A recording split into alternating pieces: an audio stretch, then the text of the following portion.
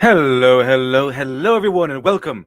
Welcome to another episode of Morning Nonsense. I hope you're all doing fantastic. Hope you're all doing fantastic. Because I'm always wanting to hope that you're all doing fantastic. Because you deserve to have a fantastic day every single day.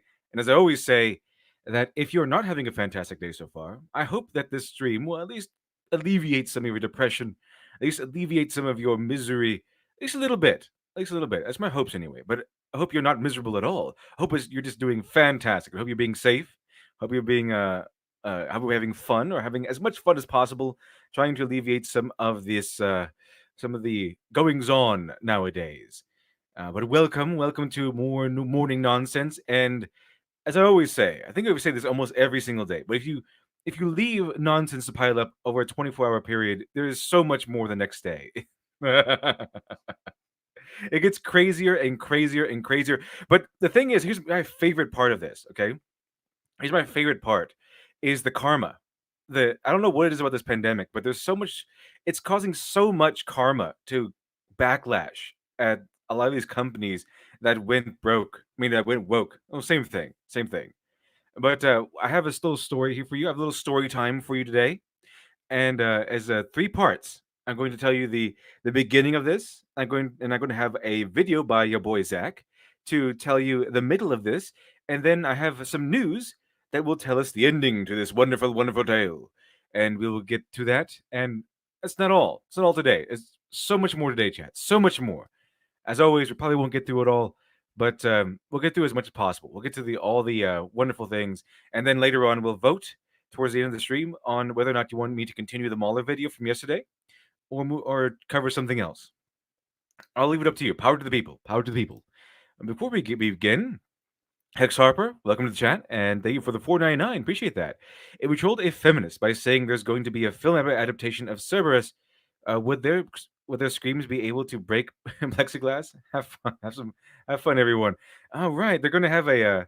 I know they're going to have a. Is that reference to having a live action adaptation to One Punch Man, or no, film adaptation of Cerberus. It's very very possible. It's very very possible because they are having a well, they're in talks of having a live action version of One Punch Man by the people who made Venom. And live action anime was always traditionally pretty terrible because Western movie creators, Western showrunners don't know how to do anything. They don't know how to handle anime. And then especially not today. You take an anime today, or live action anime today, it's gonna be woke. It's gonna be woke. It's gonna be woke One Punch Man.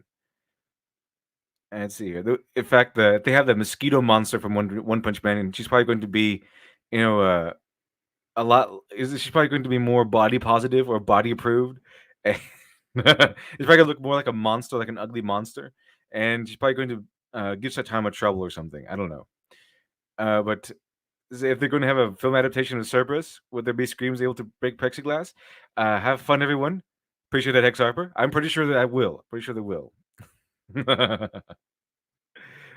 Troll. I was almost thinking about making a video with the title, uh, "Did Women Ruin Star Wars?" Considering what happened yesterday with the He-Man toys and how a woman said, "Hey, let's add in She-Ra," and then the uh, the He-Man toys that were skyrocketing immediately started plummeting because suddenly the boys' sisters started playing with She-Ra and they said that they had the power, and He-Man was no longer a thing, and that He-Man was instantly emasculated, lost its cool, instantly started plummeting, millions of dollars lost. Same thing happening with current toys with Star Wars, and they went to a more quote unquote female centric, even though they didn't really. They just went and more of an anti Star Wars fan centric.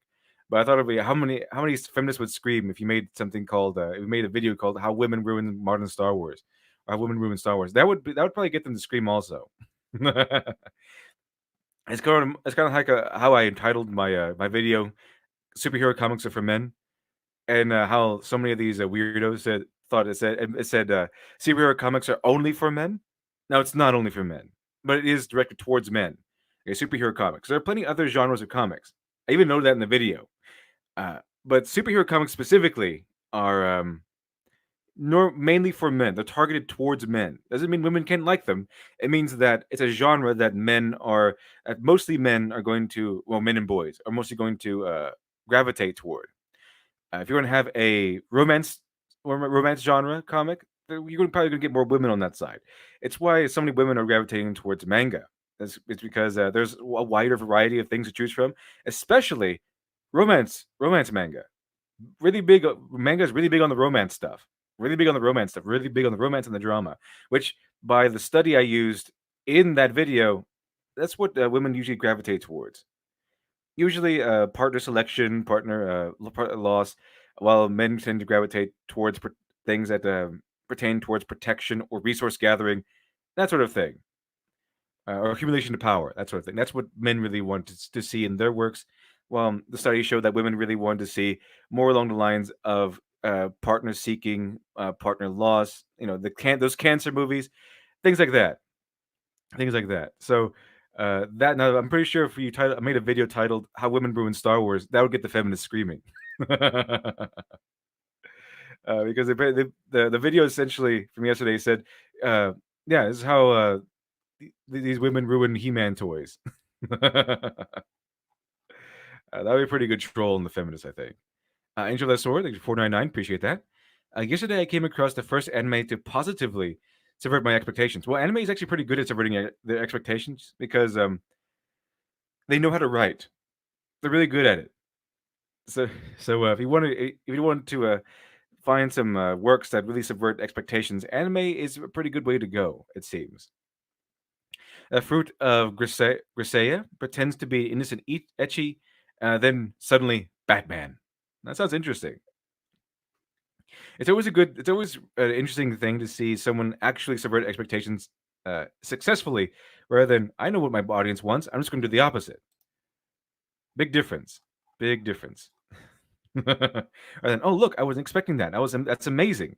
Or versus, hey, I wanted this to happen, but it didn't happen. Now it's just dumb.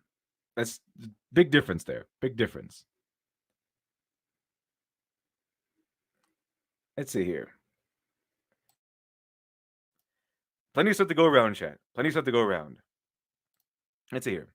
Robert Roberts, how is Doctor Alpha progressing? And is the shutdown speeding up or slowing it down? To me, it seems like the shutdown is actually speeding it up because my main artist, he also teaches classes and stuff, and unfortunately for him, uh, classes have kind of been relegated to online. But he has more time, it seems, to work on things. So according to what I've been told, it's speeding it up quite a bit, quite a bit. It's getting a lot more work done. Doctor Alpha is not the only thing he's working on, but now since he's had more time, it's been a lot easier to focus on Doctor Alpha. So putting together a big new update for next month, and big new things coming down the line for Doctor Alpha. It's progressing quite nicely, actually, progressing quite nicely, and so is our goals. I'm gonna go ahead and show this real quick. 1 second here. It's been quite nice. Just waiting for people to come in. Waiting for people to come in because I don't want. I'm pretty sure people might want to see this, especially if you like the karma, the delicious sweet karma. But I'm gonna show you this really quick here. Doctor Alpha Miracle Child on Indiegogo. We're now at 38,745. At 39,000, we shall continue Doki Doki Literature Club. And at 40,000, everyone gets an extra short story concerning Dr. Alpha in his, well, I guess his elementary school days. His elementary school days. And so we're getting close. Everyone gets rewarded. Everyone gets rewarded if we hit 40K. So I want to give extra stuff to people, but we need to hit 40K to hit the first stretch goal. But we're almost there, chat. We're almost there. We're within a reaching distance. So good stuff. Good stuff. We're now 38,745. Now finally less than $2,000 away. Awesome. Awesome. So thank you everyone for joining me. Appreciate it. Appreciate it. Let's see here. Barry Bend, we had Dragon Ball Evolution, Gundam G Savior, and Speed Racer on the terrible anime movie list. When will Hollywood learn? Yeah, it's like they never learn. It's like, okay, let's look at the travesties of the past. Let's do the same exact thing. People hated it. Let's do the same exact thing. Hollywood never learns. Hollywood has never ever learned. I don't know why they don't learn. They just don't. I guess they don't want to put in the footwork. They don't want to put in the research time. They just want to pump out some movie that people seem to like from a franchise people seem to like, and that's it. And that's it. Let's see here. Nexus 906 and which of the two? Doc A prequel. Cool. Oh yeah. Oh yeah. It's going to be showing him in his I think I said him in Empire Academy. Empire Academy is actually going to be another series I've been contemplating on releasing at one point. And we'll see how it goes.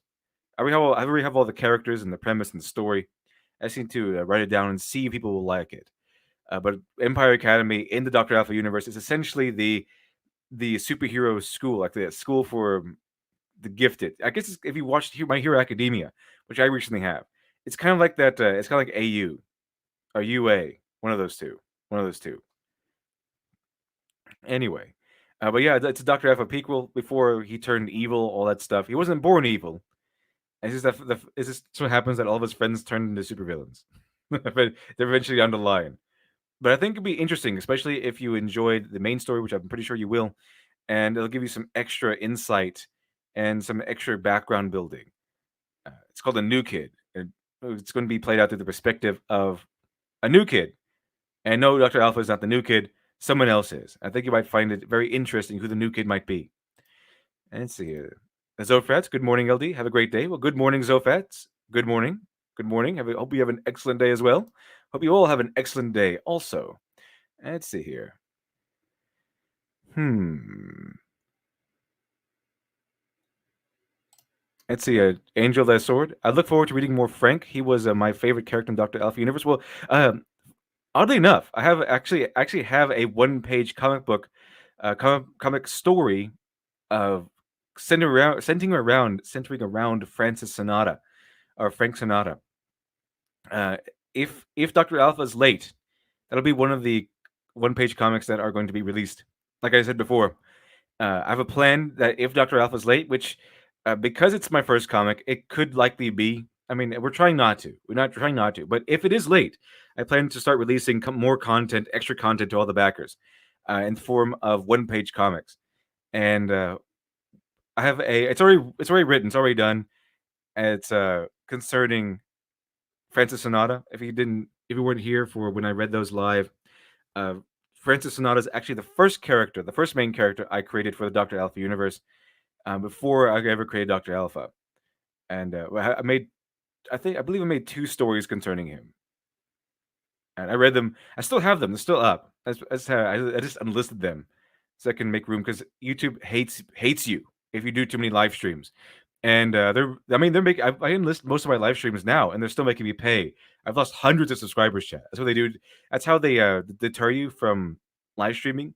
They take away subscribers, and so you have instances where people say, "Hey, I'm subscribed from your channel. I don't know why. I don't know how. I didn't do it. YouTube unsubscribes people from your channel. So I've lost hundreds. I know people like Ethan Skyver, they lost thousands because they just keep doing live stream after live stream. YouTube does not like you live streaming. So they're still there, just unlisted. I plan to redo them, I think, in the future, hopefully.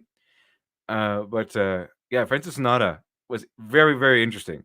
And oddly enough, a little background story if you're interested in this. Two of my favorite authors are Bret Easton Ellis and Chuck Palahniuk.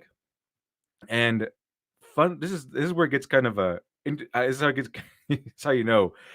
Francis Sonata was kind of forged after, was kind of modeled after Patrick Bateman, the uh, the protagonist. I guess yeah, it's a protagonist, not the hero by any means, but the protagonist of American Psycho, written by Bret Easton Ellis.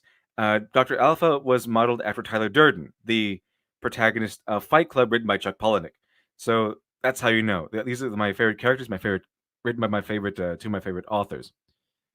So there you go. It's kind of interesting because now I'm going to be able to put essentially two of my favorite characters written by my two favorite authors, or two characters modeled after two characters written by my favorite authors in one universe. I'm going to have them interact eventually also because eventually uh, Frank Sonata will be in a main story with Dr. Alpha. Let's see here. Let's see. Okay. So about 115 people. You can go ahead and check things out. I'm going to go ahead and cover one thing before we get into the wonderful story time section concerning Kickstarter. Let's see here. If any of you don't know the backstory to this one, Jamie Marchi is a terrible person. She's just awful. It's awful human being. I don't know what it is about a lot of Funimation voice actors, but a lot of them tend to be horrible, horrible human beings. I have no idea why. I don't know if it's the hiring practices or whatever. But Jamie Marchi is the one of the ones that said she wants. She came out against Vic Mignogna in a very very aggressive manner, trying to ruin his life, saying she wants his balls, all that stuff. It's very very very nasty nasty stuff. And she was when Vic Mignogna was trying to sue people, she was one of the ones that was being sued. She's still one of the ones being sued. She might lose this one. It's just the reason why it wasn't won in the first place because of a mistake on Vic Mignogna's team. Something unfortunately happened, and the whole case was dismissed. But they're going to appeals, and more stuff is coming out, and they can add more and more stuff. And thing is, it's not looking good for the for Vic Mignogna's opponents now.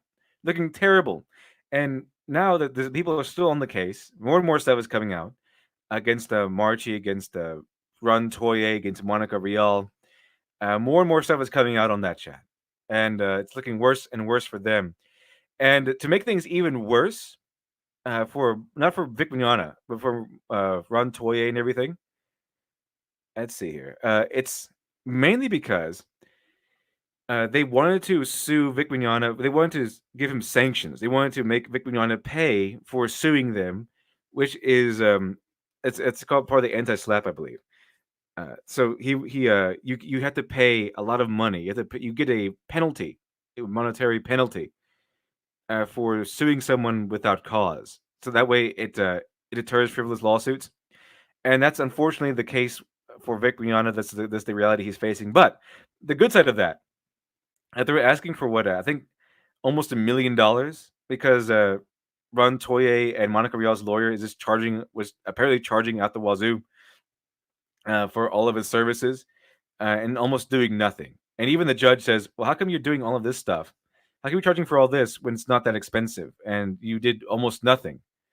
And so they're asking for what I think a half a million or a million or so, and the judge gave them like a fraction of that, and it's on record already. So uh, he's already charging them.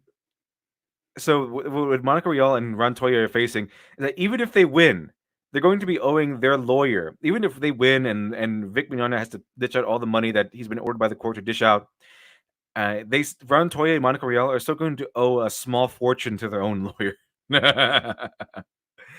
And they can't increase it. Like if they win, the amount that they've been rewarded is not going to go up. It's not going to go up at all. And they ask for so much money because Vic Mignogna has a GoFundMe, and they ask for so much because they want Vic. They said we want Vic Mignogna to pay, and if he pays out of that GoFundMe, which is I think is like what almost $300,000 at this point, then he's not going to pay at all. It's not going to be a penalty for him. That's what their argument is. So they want to charge him around 500,000 or $1 million, so that he quote unquote has to suffer the consequences for his actions.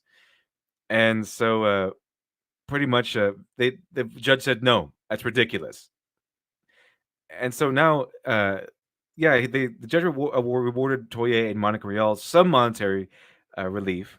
I don't know how much it was, I forgot, but it's nowhere near what they're asking. And the lawyer Lemoyne, who talks like this, he's asking for a lot of money. And like I said, even if they win and Vic Mignogna has to give them all the money and then he pays it, which is another matter. It's one matter to be rewarded money from an opponent, it's another matter on getting it.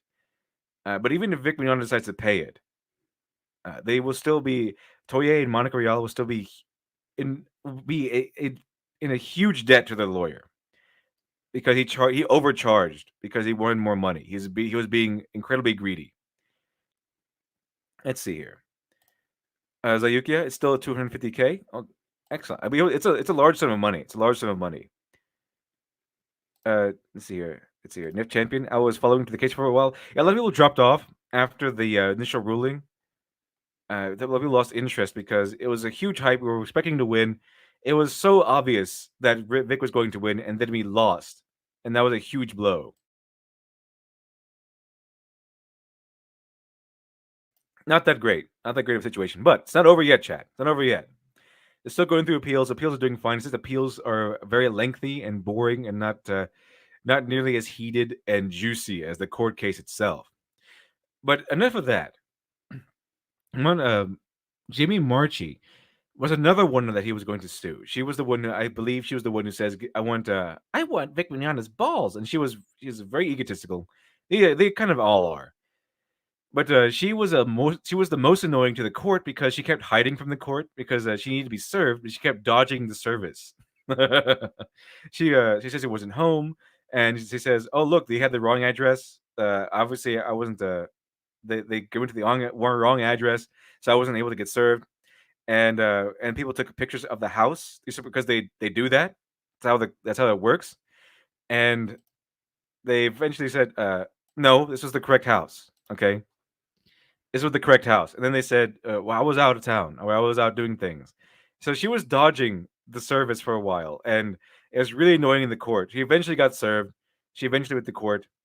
And I really like the way the judge told her that, hey, don't celebrate now. Okay. Because you're probably going to be back here in a few months. So when he dismissed her case, she was celebrating. She was celebrating. Oh, all right. I'm free. I'm declared innocent. And the judge said, well, Uh, don't count don't count your stars just yet. Okay, you might be here. You may be back in a few months. So that's why he wanted them to settle. That's why he wanted to settle. But of course, he was going to rule in their favor. Of course, they weren't going to settle. If he wanted them to settle, it should have been very, very. He should have made it clear that he was going to rule on Vic's favor. Otherwise, these weirdos are not going to settle. So Judge Chupp seemed a little disingenuous there. That he wanted to heal the community, or he wanted them to settle things. He should have known how it was going to work. Anyway, though. Anyway, let's see here. Daniel Lindsay, it was the amount of the GoFundMe plus some extra at the Monica and Rion were asking almost 250K. Funny was 238K. And Marchi was 47, I think. Yeah, they all wanted to take it out on Vic. You know, they already tried to ruin his life. They damaged his career permanently. But good news for Vic. He's been getting lots of job offers. He's been he was still getting a lot of attention from fans, a huge amount of attention from fans, maybe even more so than previous years.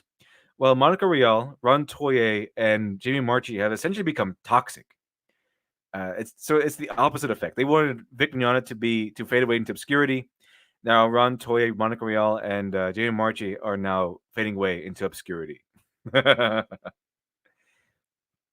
Let's see here. Let's see here. Let's see. Lucky Jinx, good morning, / afternoon, / night, everyone. Also, most of the voice actors of DBS are jokes. Yeah, they kind of are. I really enjoyed the instance where Nick Rekieta got everyone to start tweeting out the Funimation leaks and really exposed them. That really started the exposure of Funimation. Unfortunately, now they have a seat on the council in Japan, and they're going to start dictating to the Japanese how they're supposed to be, how they should be making their already lucrative and famous properties, quote unquote, more lucrative and famous for Western audiences. It was never a good idea. Okay, never change things for a Western audience. They even did that with French movies. Like I remember they did that with Point of No Return. They tried to make La Femme Nikita into Point of No Return, and Point of No Return is fine, but it's no La Femme Nikita. It's like a watered down version. It's like something is lost in the translation. It seems. Midnight's Edge After Dark. Good morning, Little Devil. Well, good morning, Midnight's Edge After Dark. Good morning to you. Okay, so we'll get through this article, and then we'll get into and then we'll get into story time chat. Then we get to story time. And I think you'll like this story because it is a story of delicious karma. It is a story of SJWs losing and go woke, go broke. So I think you'll like it. I think you'll enjoy it. And again, it's mainly due to their own actions. Their own actions, because we can see that it's not the pandemic that's causing it. It's their own actions, that is. Let's see here. Let's see, Darth Milk. I watched the first couple of seasons of DBS. Then this stuff started happening, and now I want nothing to do with it. Yeah, it's kind of it kind of puts you off considering how horrible and how terrible these people are, and the fun at Funimation, the voice actors. At least some of them are. The ones that have come out. Let's see here. Fenrir Fire, kick Jamie. Kick Jamie out of all the chats. Vic Mignogna should have stayed. Monica Rial and Jamie Marchi should have been fired because they're the ones damaging the company's reputation, and they're the ones damaging pretty much everyone. And they damaged the anime community, not Vic. They did. Let's see here. Gojira 387, but it's okay for American entertainment to change itself to appease a foreign Chinese audience? Absolutely not.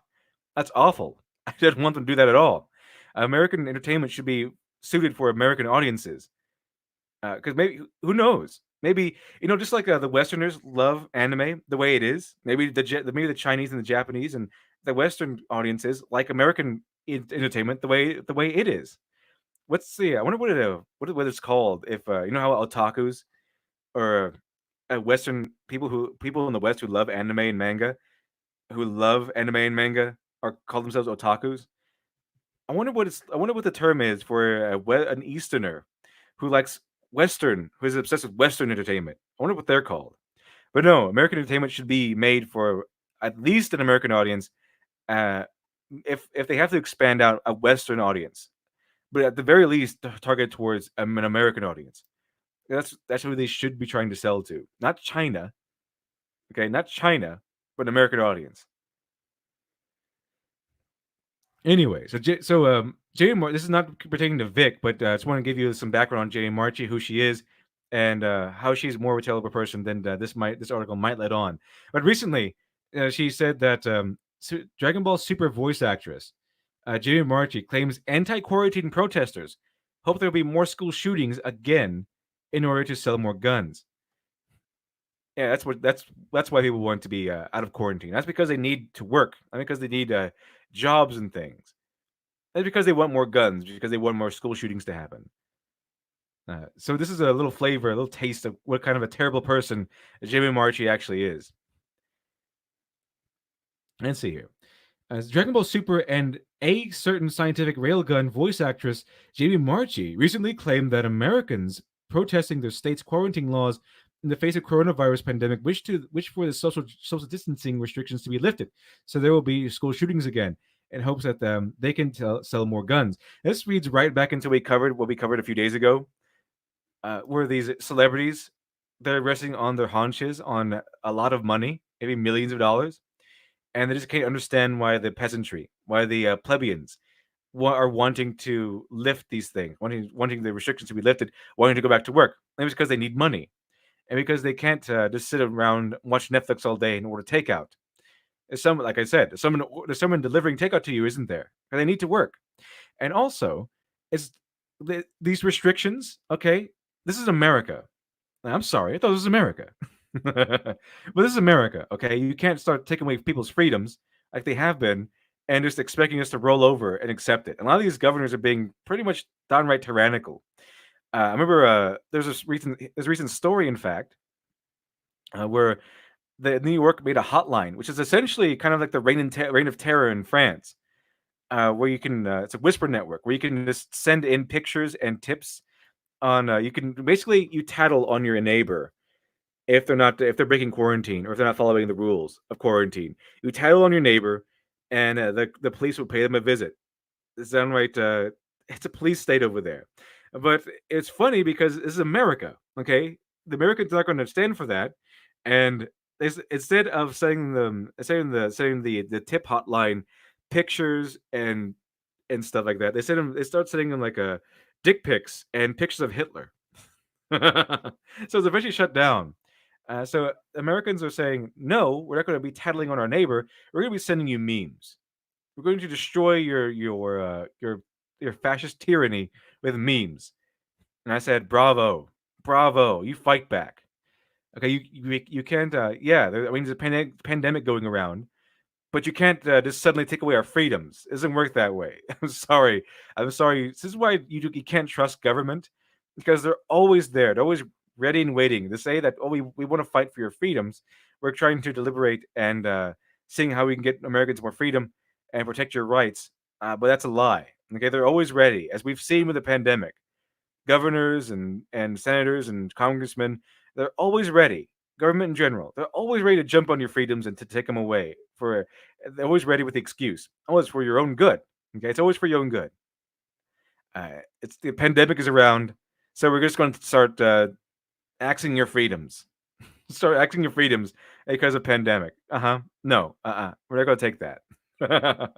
We can see right through your BS. You're not being very transparent. You're being very transparent, not being opaque as you think you are. Let's see. So, yeah, people are starting to do civil disobedience. They want people to start.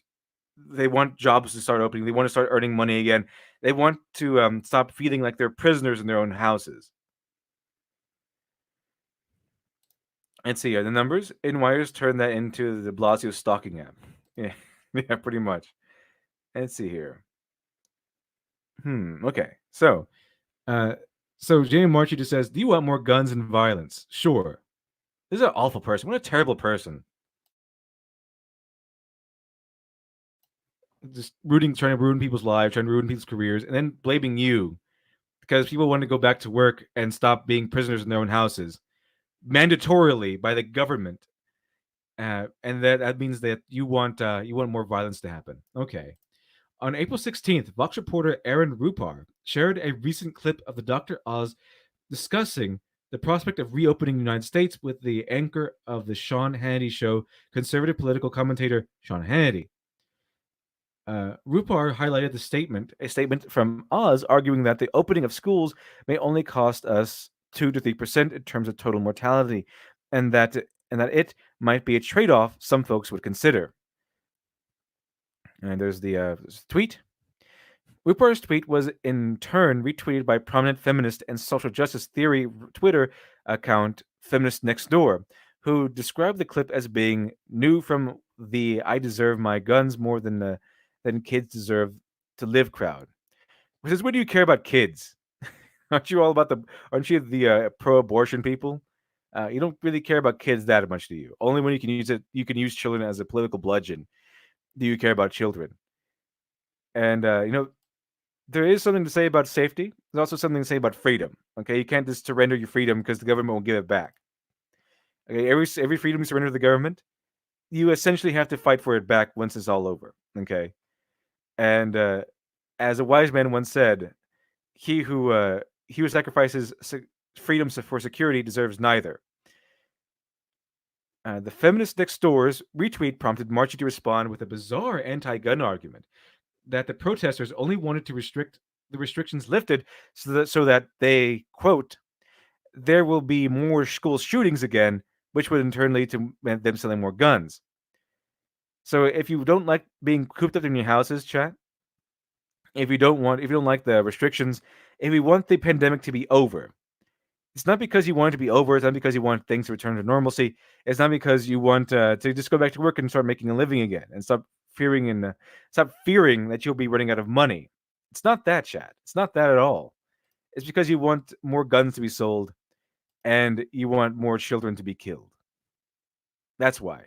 That's why. Let's see here. In response to criticism that her remark may have been in poor taste, Marchie claimed that the criticism came because she is a woman. Of course it was. Of course.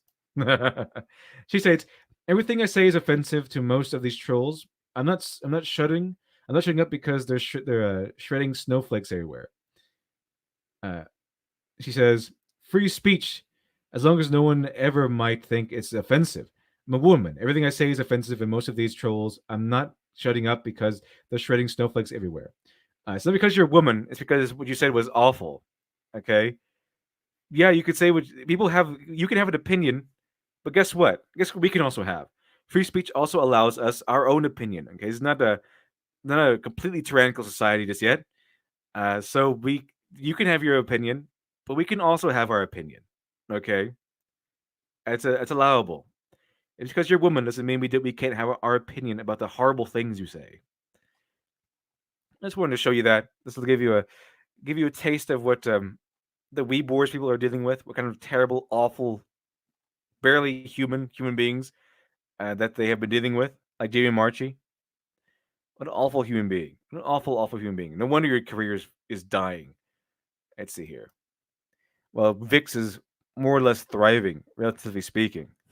I see, Stony Mick. Okay, but what if I do actually want these things, but I don't want the shutdown lifted? Oh, what do you mean? You want to go back to work? Well, I mean that's what the thing of the shutting down is. Part of the shutdown is the closing up shop. They're closing up all businesses that are non-essential, which means a lot of people are being laid off. Lots of people are losing their jobs and unable to work. So if you want if you want to go back to work, if you're out of work right now and you want to go back to it, unfortunately the shutdown will have to be lifted. That's the price. Is what the people are arguing for. Let's see here. Okay, so let's go ahead and get to story time, shall we? Almost there.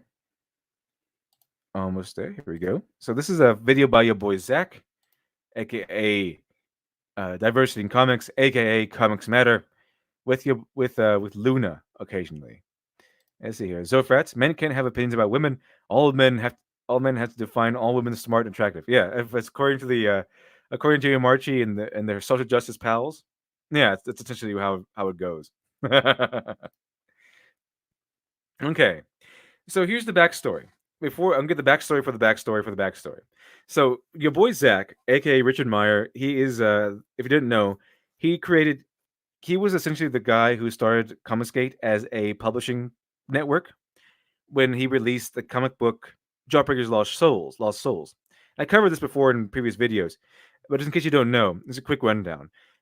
When he started to when they slandered him in the media, painted him as a bigot, and said, "Why don't you make your own comics if you hate it so much?" And so he did. And he initially was going to start his campaign on Kickstarter, which is the typical go-to, which was a typical go-to back then. He was going to start his campaign on Kickstarter. He had it all set up, and unfortunately, Kickstarter became this. Kickstarter became this kind of interesting thing. It was the go-to for crowdfunding at the time. So of course Richard Meyer went there. However, Kickstarter, like so many other popular platforms, so many other popular properties, essentially became too popular for its own good. And when you become popular, become a popular business, you attract the attention of social justice warriors and NPCs, and they'll try to infiltrate your business from the hierarchy on down. And unfortunately, by that time, Kickstarter had become. You can see there's a Patreon, all these good stuff.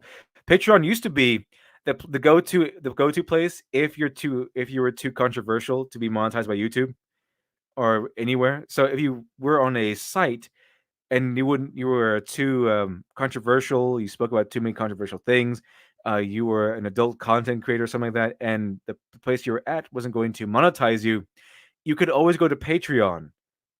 You can always go to Patreon as an alternative source and get funding from your fans or your watchers. Not anymore, chat. Not anymore. Patreon will axe your account without any warning or cause.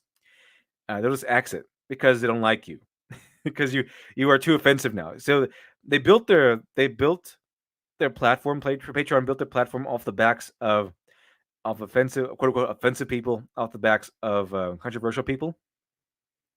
And then once it got popular and got infiltrated by SJWs, they start axing people. They start axing the same people they built the platform on. Same thing happened with Kickstarter. Okay, anyone would be able to start kick off a Kickstarter until the social justice warriors infiltrated it, and now they have someone called a commissar, and so they have I think it's like what is trusted safety commissar or something like that. And what happened was that they started gatekeeping. They started gatekeeping, and this is the person who gatekept. So what happened was when Richard Meyer was slandered in the media as a Nazi and a bigot and all that stuff, they saw that and they said, "No, we're not going to platform you. We don't platform bigots. Okay, we don't platform bigots." And we will later learn that this does not mean they thought that he was a Nazi. This they learns that this came to mean that they thought he was a conservative, which is an unforgivable sin. Chat. It's an unforgivable sin to be right wing. Because they later did this to another right wing creator called Mike S. Miller, because his comic depicted his hero beating up gangsters who happened to be Hispanic or Mexican. But they were bad guys. They were gangsters. But it doesn't matter. They had a hero beating up minorities. Therefore, that's bigotry. KH, thank you much with 5. Appreciate that. Patreon is now going for censorship. I stopped using it unless it is the only way to support the artist. Yeah. I think your boy Zach used to have a Patreon, and they wanted to take that down, but he eventually took it down of his own accord because of that. Because Patreon began gatekeeping, began axing accounts for political views. The big one it started off with Sargon of Akkad, where they just axed his account without any warning. And people said, well, if I can't trust a company, I can't trust my income to a company that's going to axe me at any minute because they felt offended. So a lot of people started leaving Patreon in huge numbers, which is good. Which is why I don't have Patreon, and which I think I shut down my Patreon account. I think the only reason why I would go down, I think restarted my Patreon account to support Bret Easton Ellis. I think that's about it. I think that's about it. Anyway, yeah. So Kickstarter went the way of Patreon, and so your boy Zach was gate kept out of Kickstarter, which was a huge deal because then he had to find somewhere else to get his comic out. And so from then on, it was kind of a faux pas to do a Kickstarter campaign if you were attached to a movement like Comicsgate. And so because now we know that Kickstarter is discriminatory. They are run by bigots. They don't like you if they don't like your politics. If they don't like you because of your politics, they will not allow you to start a campaign on there. And it was interesting because Ethan Van Sciver did a test. He said, "Okay, I'm Ethan Van Sciver. I want to start a campaign of Cyberfrog on Kickstarter." They rejected him. Someone else started a campaign of on Cyberfrog on Kickstarter under a different name, allowed in, given the green light to go ahead on Kickstarter. That's all about. It's all about names. It's all about politics, and it's very very clear that it's not about works being offensive or bigoted. It's about names. It's about notoriety. It's mainly about politics, and that these people, Richard Meyer and Ethan Van Sciver, do not vote the way that they do. And so that's essentially what happened. That's why Indiegogo has become the center hub of crowdfunding for Comicsgate and a lot of independent creators, and not so much Kickstarter anymore. So so that's the background. This is why it was. That's why Zach was rejected. That's why the Kickstarter has become kind of demonized recently, because they demonize people. They demonize people they don't like.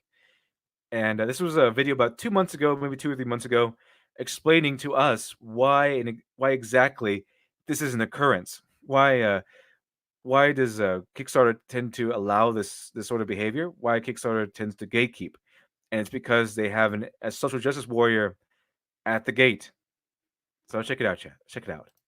So they're talking to Camilla Zong, who is a I don't know what some it's like one of those generic her titles like something comics outreach lead at Kickstarter. What she is a gatekeeper. She's a political commissar, and we're gonna find something very very interesting from this union busting woke SJW. So Kickstarter's Camilla Zong on the company's role in the comics ecosystem. So this is a part two. On part one, And so here, Daniel Lindsay, because these people are so racist and need to be better than you, that they will fake anything to gain power. That's it. If you don't have principles, don't actually have beliefs or anything like that, they fake beliefs. They wrap themselves in a shield of morality so they can trick people or force their way into positions of power by saying, even people in these business positions probably say, well, "This is a bad idea," but they wrap themselves in morality and they'll say they say, "No, we're not going to hire you." They'll go out and say, "I was rejected for a hiring by Kickstarter because I am Asian or something, because I'm a minority." They'll use the morality against them. I call it malicious kindness. They act kind so they can destroy, for the sole purpose of destroying someone else. They'll act kind to someone else so they can destroy someone they hate by acting kind to some enemy or something, or making themselves look better so that the people who rejected them look a whole lot worse. It's a horrible game they play. That's what they do. Let's see here. Django Peanut. Right, come on. I got leftist family you screech. I got leftist family you screech since I'm a straight white male who wears suits and supports the patriarchy by working instead of getting welfare. How dare you work instead of getting welfare? Any good person knows that the morally superior people they do welfare. Okay, working is for chumps or something. uh, Clackax. I'm pretty leftist, and I still hate these SJW people, radical leftists. Yeah, it's not like I said, it's not the whole thing is the censor. The enemy here is a censor, and it runs both ways. It runs right and left. It's not the left wing people that are the enemy. It's the radicals. The radicals who have taken control of all these companies and just bullied their way into companies and franchises. Anyway, One, this guy Rob Salkovitz says he had done like an industry, I don't know, summary, article on the whole industry, and then people said, "Well, what about crowdfunding?"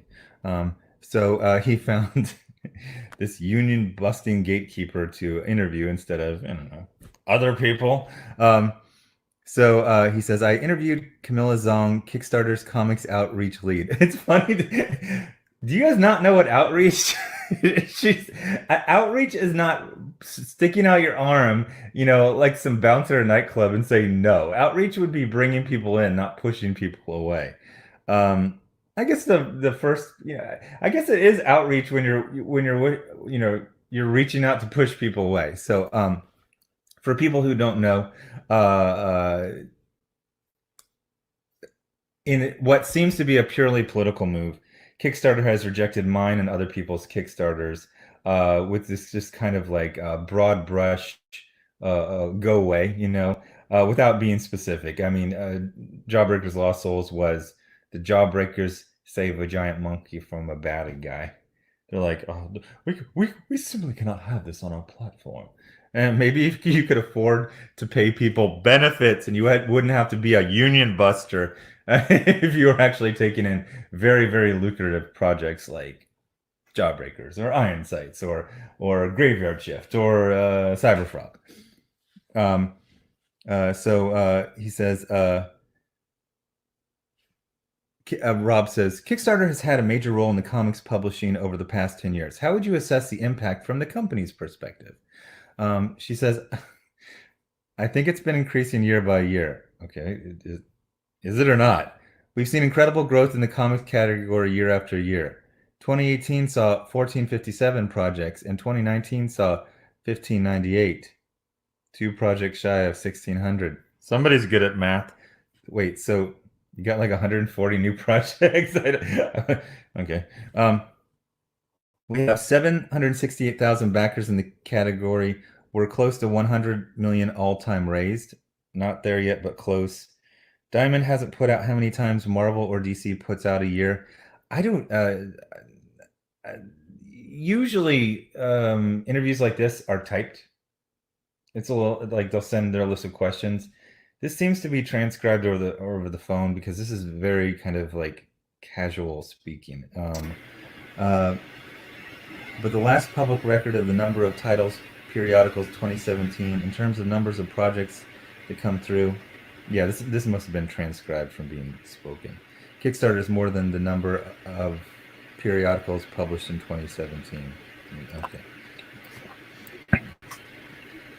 Word salad. Who ordered the word salad?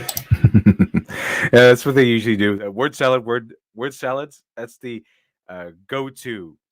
That's the go-to method for the SJWs and NPCs. But if I think we go to her Twitter, I forgot. I'm not sure if he goes to her Twitter or not. I'm just looking for it. But yeah, she's very much like very anti-man, anti-white people, anti-patriarchy. It's really clear what flag she is waving. And it's a flag of the SJWs. But this is the person who is gatekeeping people. She's gatekeeping your works based on your politics. And this is why Richard Meyer was rejected. This is why John Malin was rejected. This is why Ethan Van Sciver was rejected. And this is why Mike S. Miller was rejected, because their works or themselves, they were too right-wing. Not offensively right-wing, but just typical right-wing. They just happen to be right-wing. And so they were rejected. And if you don't mention that you're right wing, if they don't know you're right wing, they will probably approve your project. But if they do know, there's a good chance they'll reject you. Well, they do gatekeeping. And obviously, this has done very well for them. The Kickstarter has exceeded all expectations. Obviously, there is no. Their business actually has escalated because of this gatekeeping. It has gone so much, has gotten so much better since it once was. I mean, they used to let everyone in. Now they just gatekeep. They curate who gets on the platform, and obviously that's done very well for them, and they are succeeding past all expectations. And I think that there's an article here that says their business has grown by 35, actually grown by 35%. Oh wait, hold on. No, wait. No, I was wrong. Kickstarter plans to lay off plans layoffs after new projects on the site drop off by 35%. Oh, they dropped by 35%. I'm sorry. Sorry about that, chat. It turns out if you do go woke, you go broke. Kickstarter is doing layoffs. Is doing layoffs. Now the projects on the site have dropped by 35%. Oh, oh, fantastic, fantastic. Let's see here. However, however, let's see here. 1 second, chat. 1 second. Now I won't read through this because there are other people who do this way better than I do. So might as well have someone cover it and then I can commentate on it. And because your boy Yellow Flash actually did a video on this very recently. Very recently. But of course they'll do the excuses, right? They'll do this. They'll say the pandemic, the pandemic did it. It's all because of the pandemic. Okay, it's all about the pandemic. It's all about the pandemic. It's all about the pandemic. People have been they're scared for they don't have money. They don't have any money anymore. They're scared. Obviously, the Kickstarter is suffering and laying off people because of the situation we are in right now. But you know who isn't laying off people, chat? You know who isn't laying off people? You know what the business has not dropped off by 35%?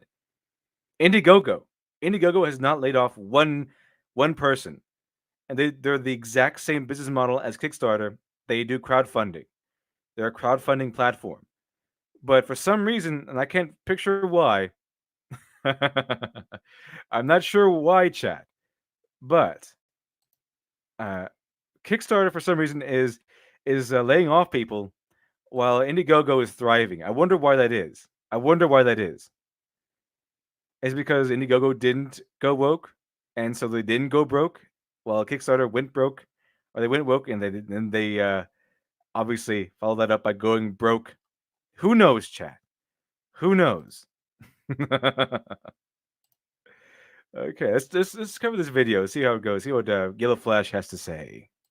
And today, I've got a pretty funny story to go over. So, Kickstarter plans layoffs after new projects on the site drop off by 35%.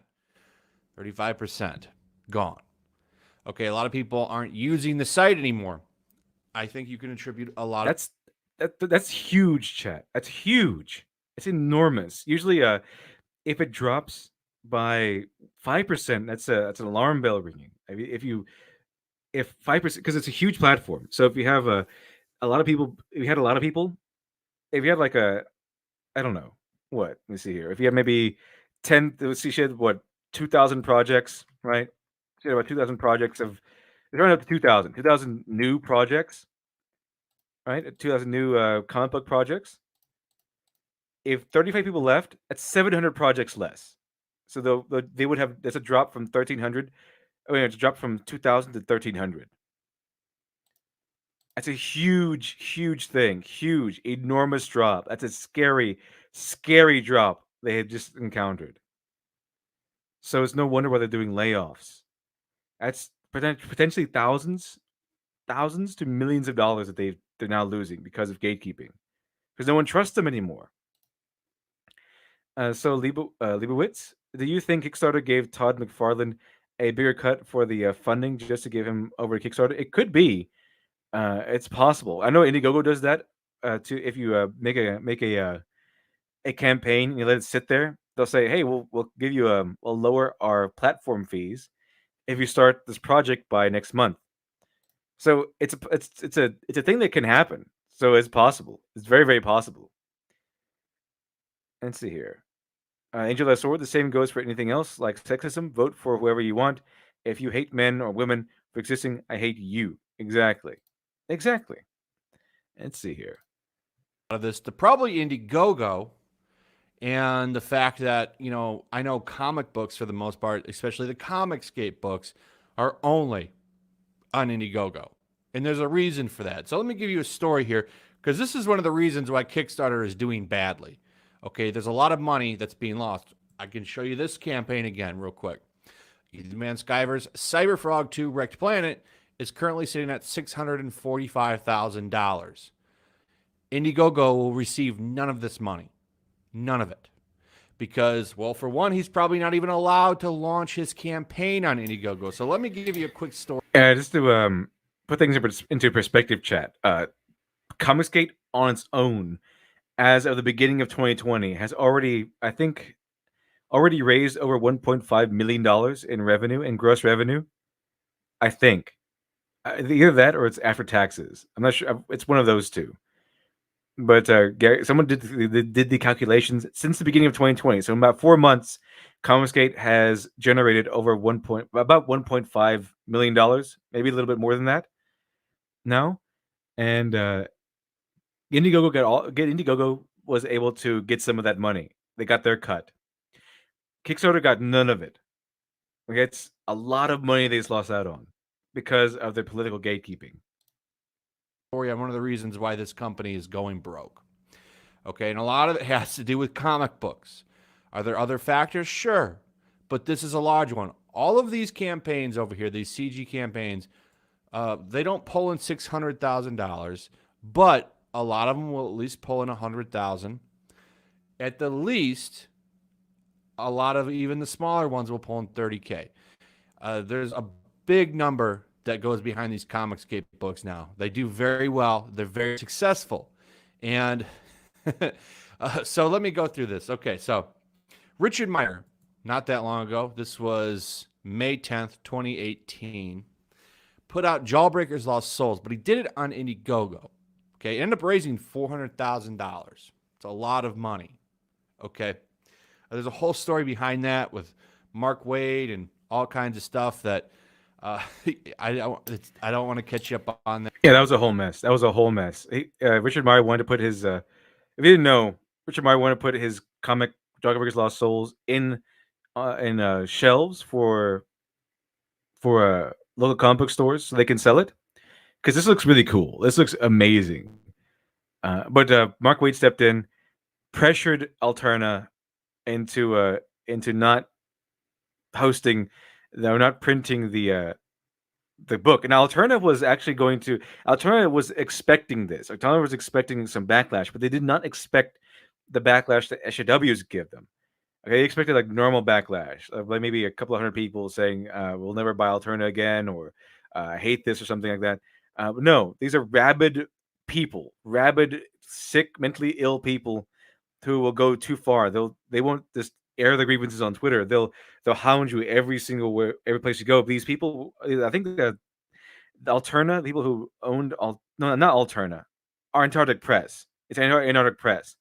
The people who owned Antarctic Press were doctors in their their day job were doctors, and Antarctic Press was kind of like their side project. And they were getting calls at their work. They were tracking them down and getting calls at the work, interfering with patient meetings, stuff like that. And they were not prepared for this. They want these SJWs and NPCs. They want to drive you insane. They want to drive you to suicide.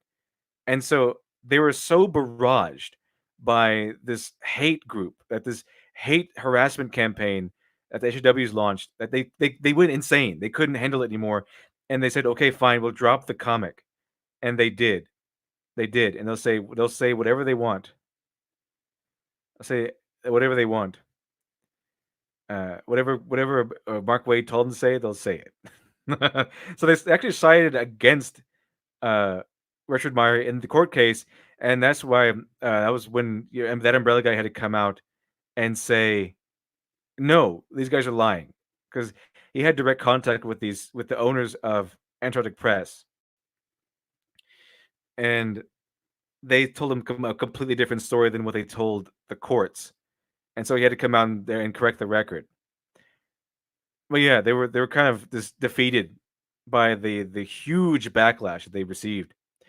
Albus Titans, thank you for the 799. Appreciate that. I was inspired by Harley Quinn and Joker with the idea Magic Return world. Give people magic gifts and chaos, cause them embracing or reject it. That's interesting. You're inspired by Harley Quinn and the Joker for that idea. That's just an interesting idea. Check it out. Marjorie de Palo, yeah, it was Antarctic Press, not Alterna. Alterna is different. But Antarctic Press, this kind of both begin with A. I forgot. Now I'm talking about Alterna recently. By Antarctic Press, they published, for example, they published My Hero Macadamia, which is a Trump book, a pro-Trump book at that. So they were used to this backlash, but they were not used to the backlash that Richard Meyer got. They were not used to that, and so I don't think he's suing Antarctic Press because he understands, but he is suing Mark Waid still. He is suing Mark Waid because Mark Waid stepped in and went beyond what he should have been doing, aka tortious interference. Nathan Brake, thank you much for the 5.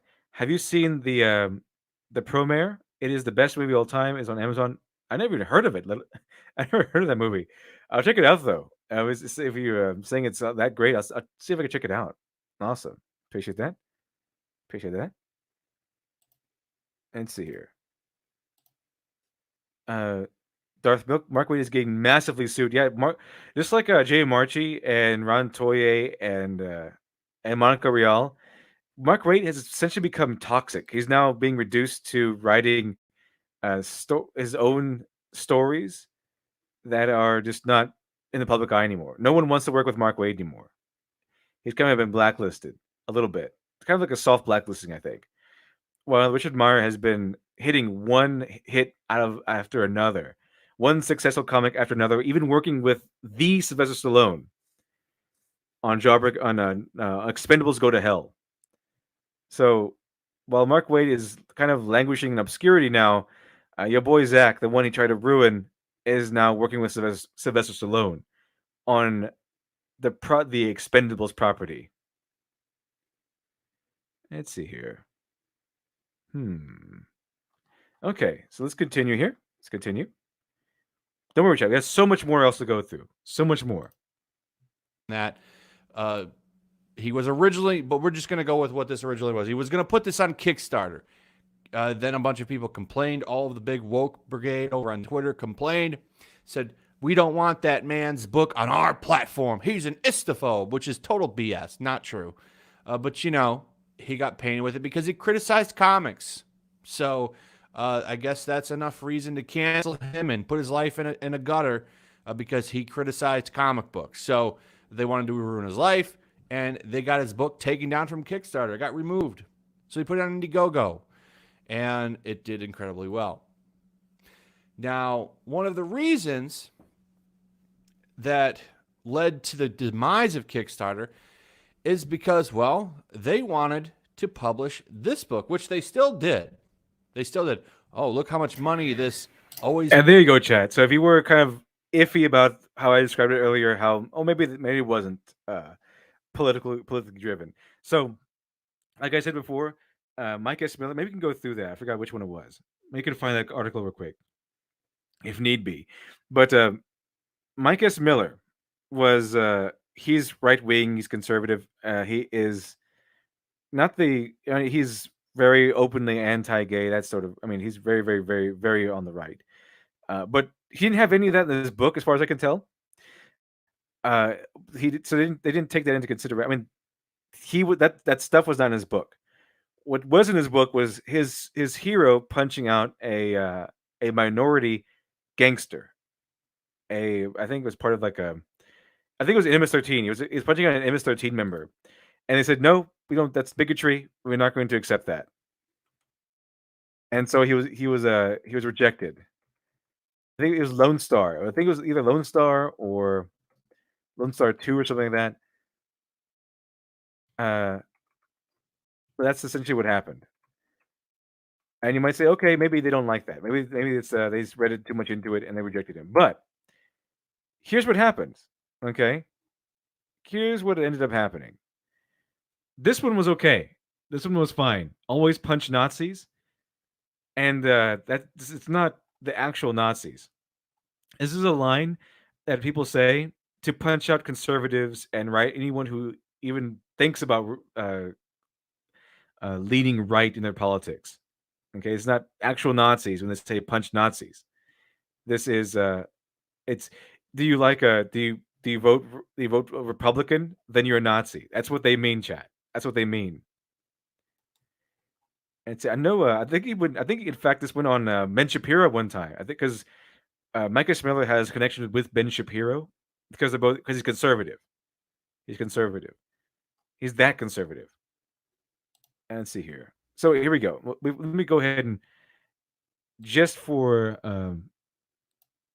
explanatory sake, let me go ahead and close this really quick, and we can get back to it. And 1 second here. And I have an article from Bleeding Cool.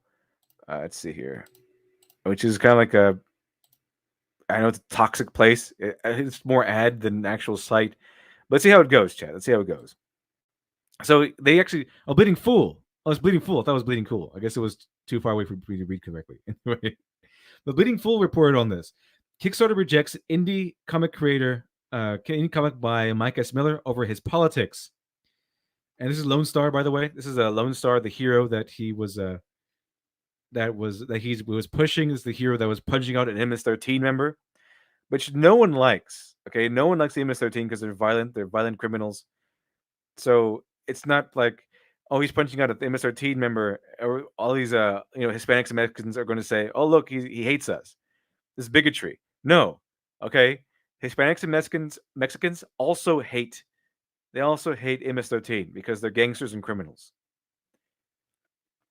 It's like you can be white and hate the KKK. Okay, it's a thing that can happen. So Gojira 387. Ben Shapiro had him on because of the controversy with Kickstarter. Ben Shapiro hates censorship and gatekeeping and is a comic book fan. Now I didn't know he was a comic book fan. Okay, I didn't know Ben Shapiro was a comic book fan. I do know Ben Shapiro hates censorship and he hates gatekeeping. So yeah, I remember. I think he was on twice. I think they had him on because of his conservative leanings, and he was a conservative comic book creator who was gatekept out of the industry. And then I think he was added on again because of this controversy. I'm not really sure. I think he was on there twice. I know for a fact he was at least on there once. As people keep talking about it and how he didn't get that many sales from being on Ben Shapiro because Ben Shapiro's audience really isn't the comic book buying crowd, essentially. He has a big crowd. They just don't really buy comics that much. Okay, let's see here. Let's see. Claw Clackax. Love how these people demonize the rich white elite when in fact these people will support the rich white elite that run the mainstream. And a lot of them are rich white elite people. I mean, a lot of them have trust fund. A lot of them are trust fund kids. Namons isn't Bleeding Full parody site. I think it started out as a parody site. It kind of since then it grew into its own publishing house.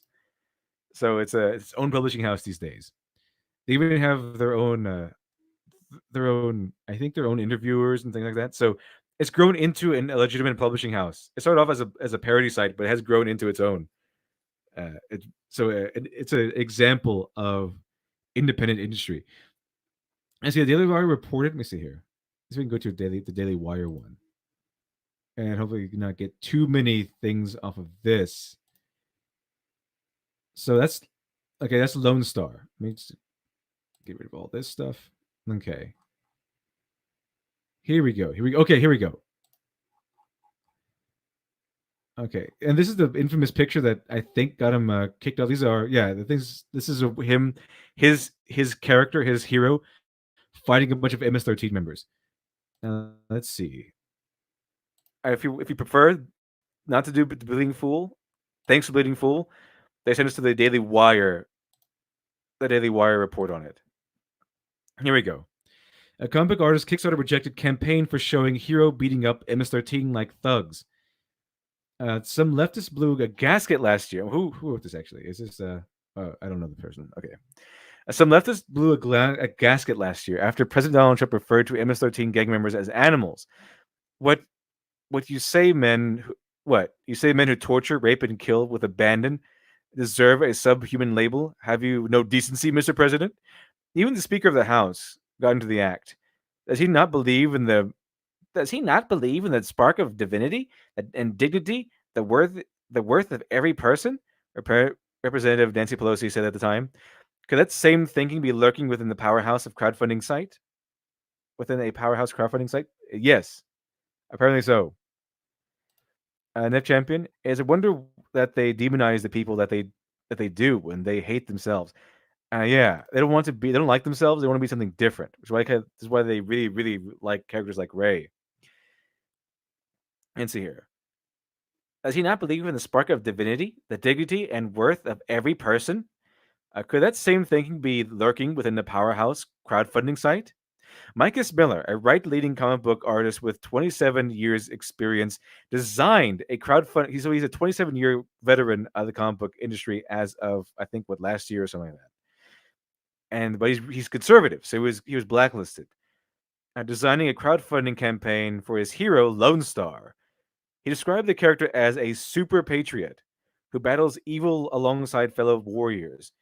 The character isn't partisan on paper, although he says superheroes who are unabashedly heroic and believe in self sacrifice are suddenly viewed from an ideological prism. A future Lone Star comic will take on Antifa style group, says Miller, who contributed to the Injustice series for DC Comics, among other gigs. Yeah, Micus Miller, that's right. Micus Miller contributed to the Injustice series. I think he did art for it. I think because he's an artist. I think he's mainly an artist.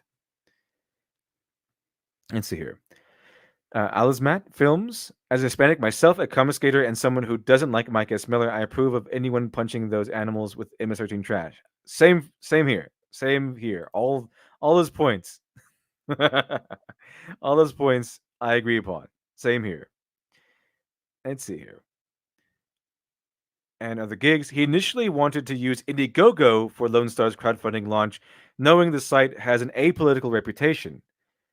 Miller decided to give Kickstarter a chance first. The latest site boasts a broad cultural footprint, even though some conservatives fear it tips the scales in favor of the left. It doesn't matter if they tip scales in favor of the left, as long as they're apolitical, as long as they don't discriminate against you if you're on the right. But unfortunately, they do. Miller noticed the site's Things We Love category routinely highlights the campaigns with left-wing agendas. They push those projects hard and often, he says. Miller's worries had a little history on his side too. Phelim McAleer famously sparred with Kickstarter in 2014 when he tried to spark his Gosnell film project on the site. The film, which eventually hit theaters last year, focused on monstrous crimes committed by Philadelphia abortionist Dr. Kermit. It's an actual name. Dr. Kermit Gosnell. See, there we go. Moviegate. Moviegate's right open for you, chat. You could do that. Just don't do it on Kickstarter. You could probably do it on Indiegogo. But Moviegate's right here.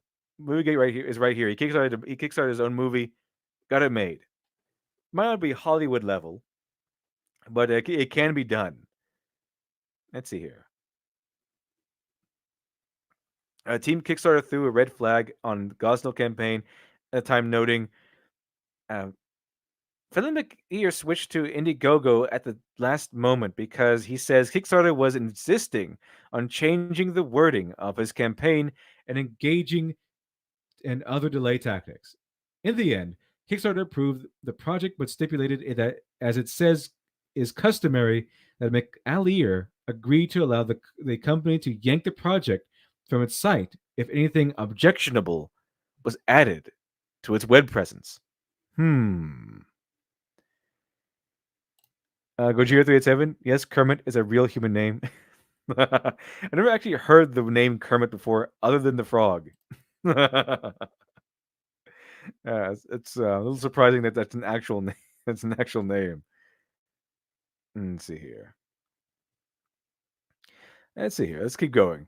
McAleer, who most recently staged a reading of texts from disgraced FBI agents Lisa Page and Peter Zork, later launched a billboard campaign near Kickstarter's New York offices to denounce its censorship.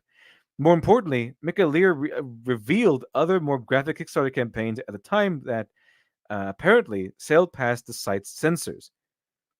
Miller says Kickstarter initially approved his Lone Star campaign, so it was initially approved. Initially. Later, after he began uploading a few sample pages from the project, the company changed its course. Yeah, I wonder what images those were. Criminal Imagination, thank you very much for the 10. Appreciate that.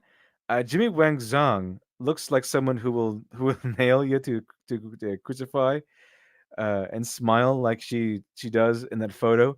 Meant to say that this early, but my phone wouldn't let me. No problem. No problem at all. Yeah, she does. Because she's an SJW. She's an SJW NPC. They all have that same personality. They will be nice to you to your face until the moment arrives where they can crucify you for their own gain, so that they can look better in front of everyone else. If they can destroy your career as a virtue signal, they will do so without a second thought, without any hint of remorse, and then they'll do so smiling at you with that smug smirk that Captain Marvel has, and all these SJW NPC characters have these days. That same smug smirk. And see, Gary Stu. Hello, Gary Stu. Welcome, Gary Stu. I'm glad you're taking a break off of Doki Goguji Literature Club to join us this morning. And thank you very much, Criminal Imagination. Appreciate that. Fantastic. Fantastic. Let's continue, shall we? However, after a careful review, we've determined that your project cannot be approved for launch. Now, that's interesting. That's interesting, isn't it? Mike says Kickstarter initially approved his Lone Starter campaign. But later, after he began uploading a few sample pages from the project, the company changed its course. However, after careful review, he determined that your project could not be approved for launch. So it was approved, and then they kind of said, actually, we're not going to approve it at all, actually. However, I see, Miller combed through the site's rules of conduct, making sure his story didn't run afoul of any existing guidelines. He even removed comic book pages featuring an MS-13 style group getting beaten up by his hero. Part of the story of the question found Lone Star coming to the aid of a black woman caught in the gang's clutches. Now, believe it or not, MS-13 does not just attack white people. Okay, MS-13 attacks anyone who crosses their path, as long as if they can get some gain out of it. And see, that tweak didn't help. In fact, Kickstarter later rejected the campaign outright. As a public benefit corporation detected to battling inequality and creating a more equitable world, I mean, like punching Nazis. And by Nazis, I mean people this don't like, people that vote Republican in their eyes. Yeah, very, very inclusive. I feel so safe. Kickstarter does not allow discrimination, subjugation, or intolerance toward marginalized groups. Like MS-13? The decision, the note continued, is not negotiable. Miller shared screenshots of the Kickstarter response and the comic panels in question with the Daily Wire. Sites reached out to Kickstarter.com's press contact for a response, but didn't receive one before a deadline. Miller also is half Japanese. Thinks the only reason Kickstarter would nix his campaign is if it's thought the gang criminals represented as a marginalized group. It's clear that they put their political ideology above the desire to serve artists, creators, and customers. This is not how you should do business in America. It's shameful, Miller says. Yeah, it seems to be pretty apparent. The Lone Star project could now be found on Indiegogo. I think the first one is over now, but yeah, essentially the story that happened to Mike S. Miller. And there we go. That's a little rundown, a little backstory there, chat. A little backstory. And here we go. Back to Yellow Flash and his coverage of the laying off of Kickstarter. How 35%, a drop of 35% of projects because of the gatekeeping, probably. Because Indiegogo is not suffering this dilemma, but Kickstarter is. Kickstarter is. Let's see here. His Punch Yahtzee's book did. Wow, it pulled in $5,000. Now, why am I bringing this up? Well, Kickstarter, the people at Kickstarter didn't like. This was allowed. So I wonder if Mike S. Miller called his book Punch MS-13 members or punch gang members, would that have been allowed? Who knows? But always punch Nazis. That's what they say when. That's. I mean, it sounds fine because everyone hates Nazis, but their definition of Nazis is not the normal person's definition of Nazis. Their definition of Nazi is person who votes Republican. That's it, and people know that. People know that. That's probably why a lot of people didn't back it. That's probably why a lot of people did back it because they want to see a book where Republicans get punched and called Nazis. Like that this went down. They were going to pull this. They were going to pull this book down, and the reason that they were going to pull it down is because they said, "Well, we took Richard Myers' book off Kickstarter for political reasons.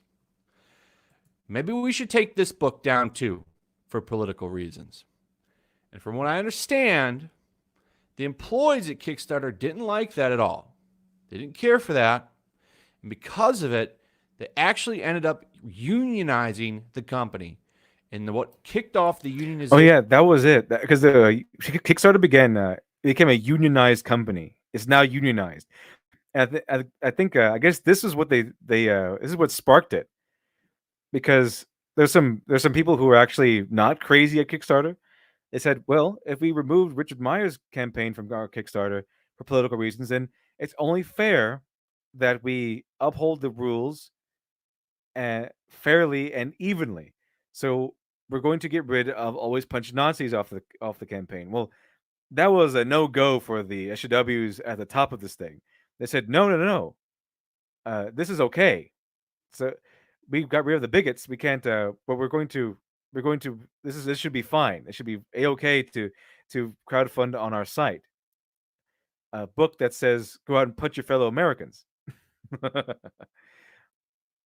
Again, they say Nazis. What they really mean is punch people you don't like politically, punch people who politically oppose you, not the real Nazis, but people they paint as Nazis. So essentially, this book is saying go punch your neighbor if they don't vote the same way you do. And some people probably had problems with that. That's why they said maybe we should get rid of this book too. It's like we did Richard Myers. And they unionized over it. They won, and the campaign stayed. Of Kickstarter was this book. And because of that, they've had significant say of what can and can't be on the website.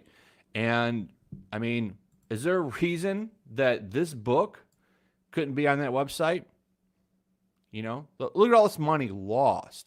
The amount of money lost by Kickstarter is significant.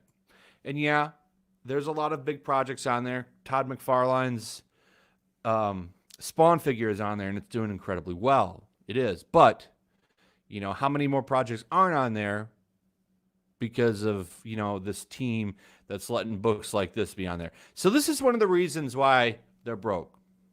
And unfortunately for a lot of the comic book pros that are going to need this platform, because crowdfunding is pretty much going to be the key and a needed element of selling your independent books now, it's going to be a bigger hit for them, because they could go on here and they would get the books boosted. They could also keep competition off of here. Kickstarter, I don't see them sticking around after another year or two.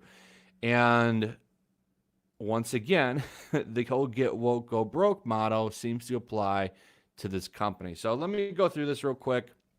Kickstarter announced in an internal memo today that's likely going to lay off employees. The CEO wrote that the crowdfunding company has seen a significant drop in crowdfunding projects being listed on the site, which is how Kickstarter makes its money. Projects are down about 35%, the memo states, with no clear sign of rebound.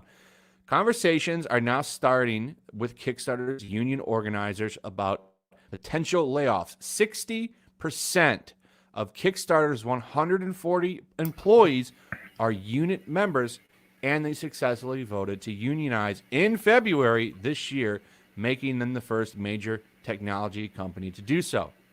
Hansen writes that the company brought in $1.27 million in after-tax product last year, and that money has already been reinvested back into the business. He's now looking for more significant cost cutting, including reducing senior leaders' salaries, including his own, not automatically hiring open roles, and cutting the budget wherever we can. Still, layoffs are likely imminent. We must look more broadly at ways to restructure. Ouch. That sounds like it's painful, chat. It wasn't such a good idea to start discriminating against projects because of politics. It would have been a much better idea to allow projects on that might do well. Like a business, almost like a business. And maybe if you did that, you wouldn't be in the position of having to cut your own salary and cut many staff members from your company. Maybe who knows? But Get Woke Go Broke remains true to this day, even if it's a big Titanic company like Kickstarter. The business, including potential layoffs across teams and at all levels of staff, the memo states. Hassan says Kickstarter is in talks with the Office and Professional Employees at International Union, which represents Kickstarter's union. The OPEIU says it has begun the discussion with Kickstarter management, but it's still too early to process to commit further. And that's pretty much their statement there. So, was it worth it? And no, it was not worth it. I don't think it wasn't worth it for them to be a business that succeeds or fails on how many projects are uploaded, and then gatekeep how many projects are uploaded. So no, I don't think it was worth it at all. Anyway, chat. So I'll give you the choice here. I think we're done with that video for now. Just wanted to show you that some delicious karma, and how we went from Kickstarter being on the high horse, rejecting Richard Meyer, rejecting Ethan Van Sciver, rejecting Mike S. Miller, and then going on to reveal that it has a commissar that handles all this. That the social justice warriors have smugly infiltrated Kickstarter, and then right when they were thinking that they've won, right when they were thinking that they can control people, they lost control. Because there's competition out there. It's not a socialist society where you have only one choice to go to. Unfortunately for them, okay, it's not state run. The industry is not state run. It is actually capitalism that we still live in. That means there's still competition, which means if your company is no longer offering the services we require, then we can go to another one. And we did, chat. We absolutely did.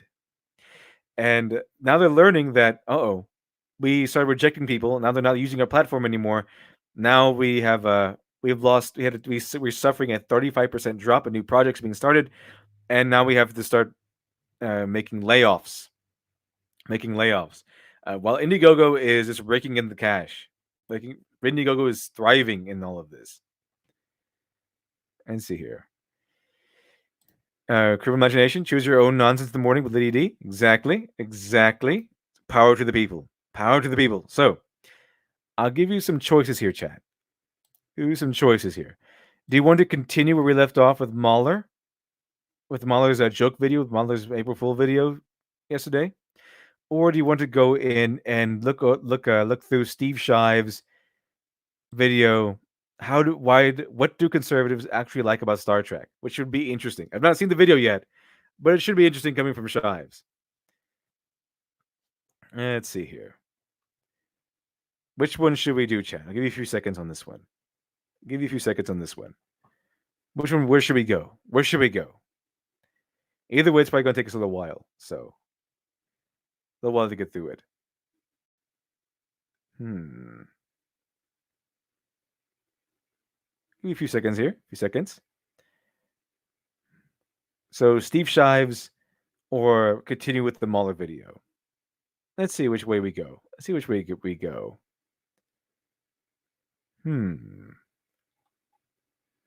So Shives, seeing Shives, Steve Shives. Fantastic. Okay. Alex, hello. I'm surprised you're still around. I'm surprised Shives is still around. Me too, considering you blocked everyone. But apparently my channel is about as big as the Shives channel is. Okay. We'll go with Mahler then. We'll go with Shives. If we have time after Shives, which we might, I don't know, then we'll continue with Mahler. We'll continue with Mahler after that. Let's see here. What do conservatives actually like about Star Trek? That's what Steve Shives put out last month. It was last month, in fact. So let's see. Let's see. Let's see what he thinks about why conservatives like Star Trek. Fandom is a funny thing. It can take people who have nothing in common other than liking the same show or band. Fandom is a funny thing. It is a funny thing. He's still wearing that hat too. Or team and bring them together into a community. And that can be a really wonderful thing. It can also be the exact opposite. After all, just because someone else is, say, a pro wrestling fan, that doesn't mean I'm going to get along with them. I know this will come as a shock to many of you, but lots of wrestling fans are major assholes. In fact, lots of people are major assholes, generally speaking. So many people that while it's always disappointing, it should never be surprising when we encounter them in our various fan communities. I'm pretty sure if Shives is still the way he was last time I saw him, which was years ago. I wonder if by major asshole he means they're passionate, because that's what a lot of these creators say fans are these days. You're toxic because you're passionate. They try to say that you're toxic because they're not actually fans, but we all know that they're actual fans, chat.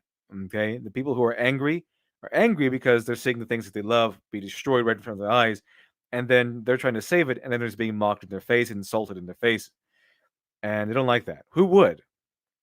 See, Alvis Titans, in which are the 799. Part 2 of 3. Mine is Joker. Get gift of immortal at execution. Try again. I realize plan made to use. He finds cures for disease. Lock up.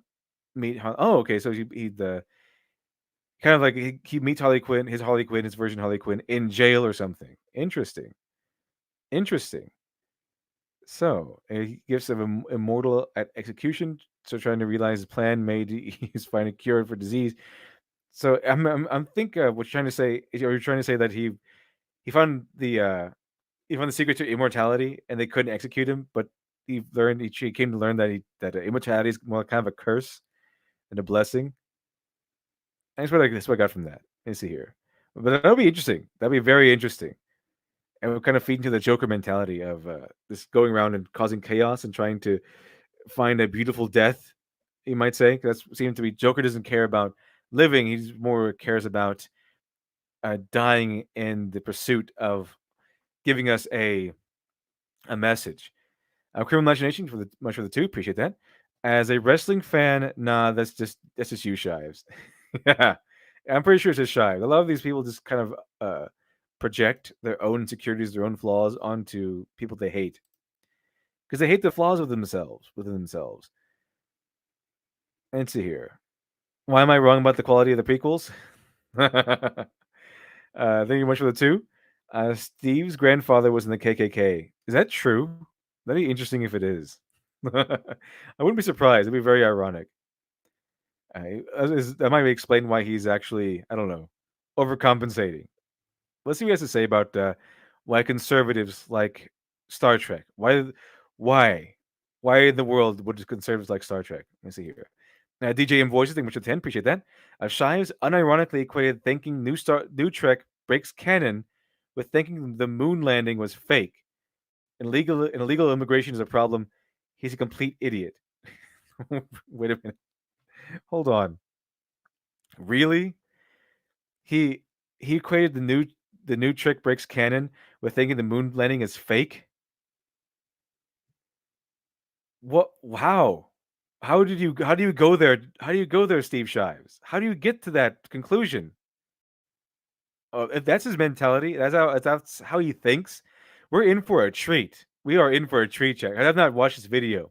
That's really how he thinks. Oh, this is gonna be so delicious. It's gonna be delicious, chat. We're gonna have so much fun. We're gonna have so much fun with this. Lancelot652, thank you for the 5. Appreciate that.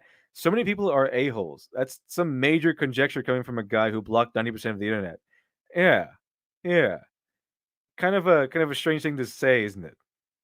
You just instantly locked yourself up in a little bubble and you never came out again. You just pulled back into your shell and then happily never came out again. What a brave warrior. Communities. Having said that, I admit there is one particular subgroup of a fan community that did surprise me when I first learned about them. That group is conservatives, and that fan community is, of course, the Star Trek fan community. How dare conservatives have fandoms? How dare conservatives be fans of things? Don't you know that you're evil? Don't you know that Steve Shives thinks you're evil, so you're not allowed to like things? Okay, if you're right wing or conservative, you can't like things. You're not allowed to like things. Did surprise me when I first learned about them. That group is conservatives, and that fan community is, of course, the Star Trek fan community. You're surprised that conservatives and right wingers can like Star Trek? You mean trying to better yourself, trying to not rely on a over encroaching government, and take personal responsibility, constantly improving yourself? I wonder why conservatives and right wingers would like that. That's what Star Trek was about. That's what TNG was about. I remember that specifically. It was about taking personal responsibility.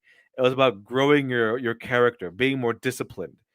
Okay, these are things conservatives and right wingers like: personal responsibility, reliance on yourself rather than an over encroaching government. Okay, self improvement, self responsibility. These are tenets and morals and virtues and values that conservatives like. Okay, Shives. That's the actual truth of the matter. I'm really curious now what Shives thinks about all this. I don't think it's going to be that favorable. Alex Halo, thank you very much for the 5. Appreciate that. It would probably surprise him that otakus put their hobbies first by definition. He would probably be crazy if he walked into those fandoms. I mean, before the politics, yeah. Not everyone has their politics first. Okay, you can be conservative, you can be liberal, but if you go into a fandom, it's usually fandom first and politics second. Not everyone.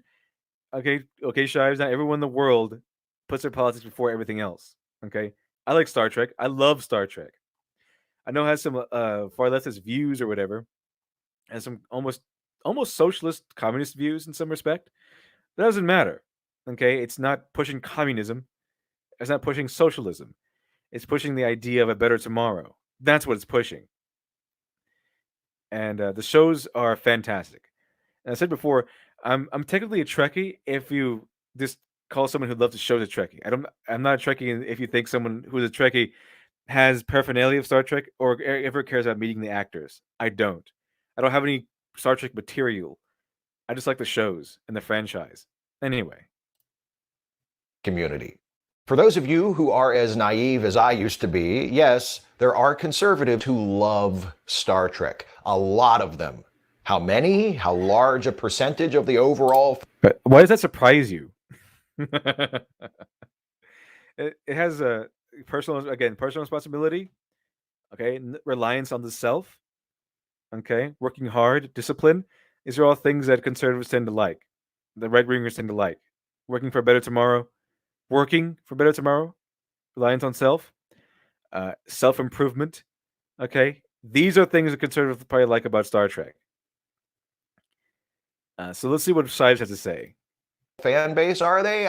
I don't know, but I run into them often enough that I sometimes find myself wondering, what do conservatives actually run into them in real life? I wonder how much you want to bet that Steve Shives really wishes that he could have a real life block button.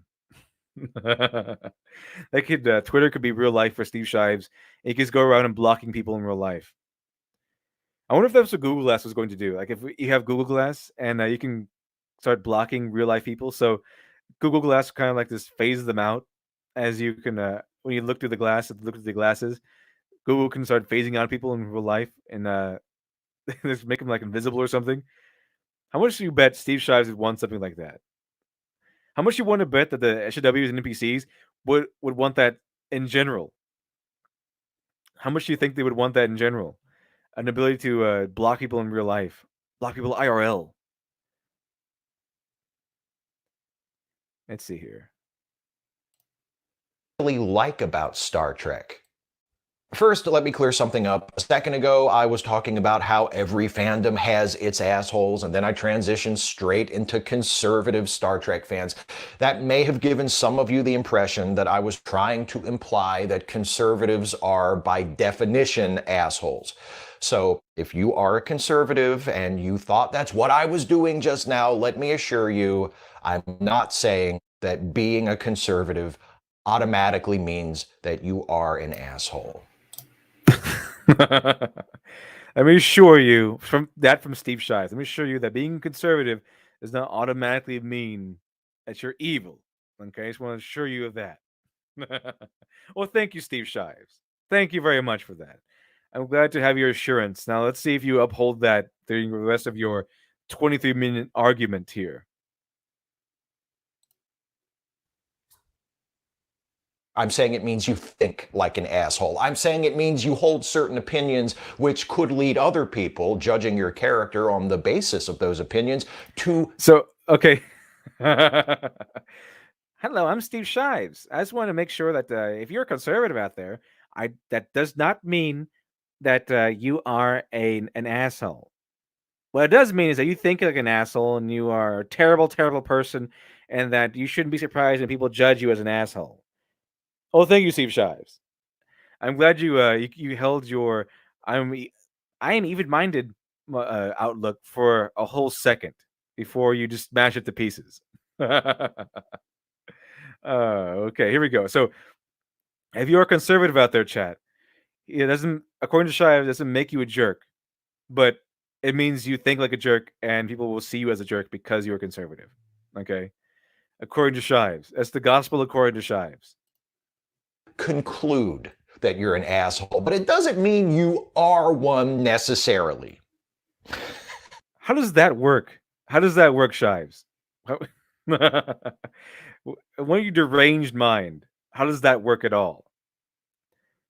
And he just laughs smugly in your face.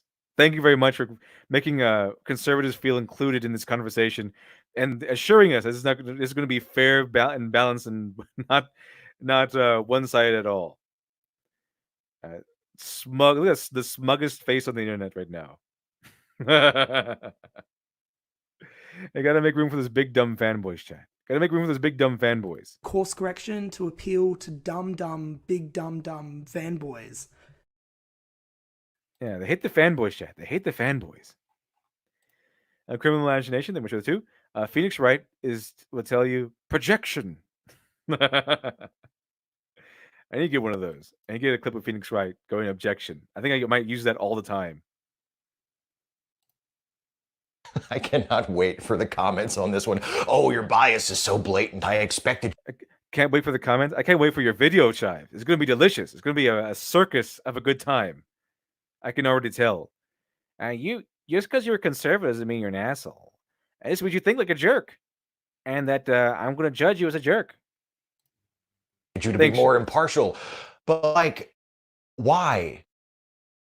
As delightful as it would be and as richly as they deserve it, I'm not going to spend the rest of this video insulting conservatives. I'm going to... Press X to doubt on that one, chat. Press X to doubt on that one. This is going to be fantastic. Insult them intermittently while exploring the various aspects of Star Trek that I think they're attracted to.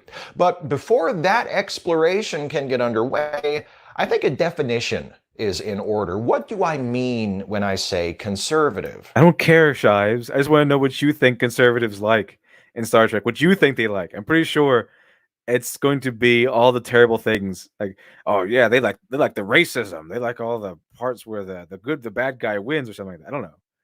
I don't know.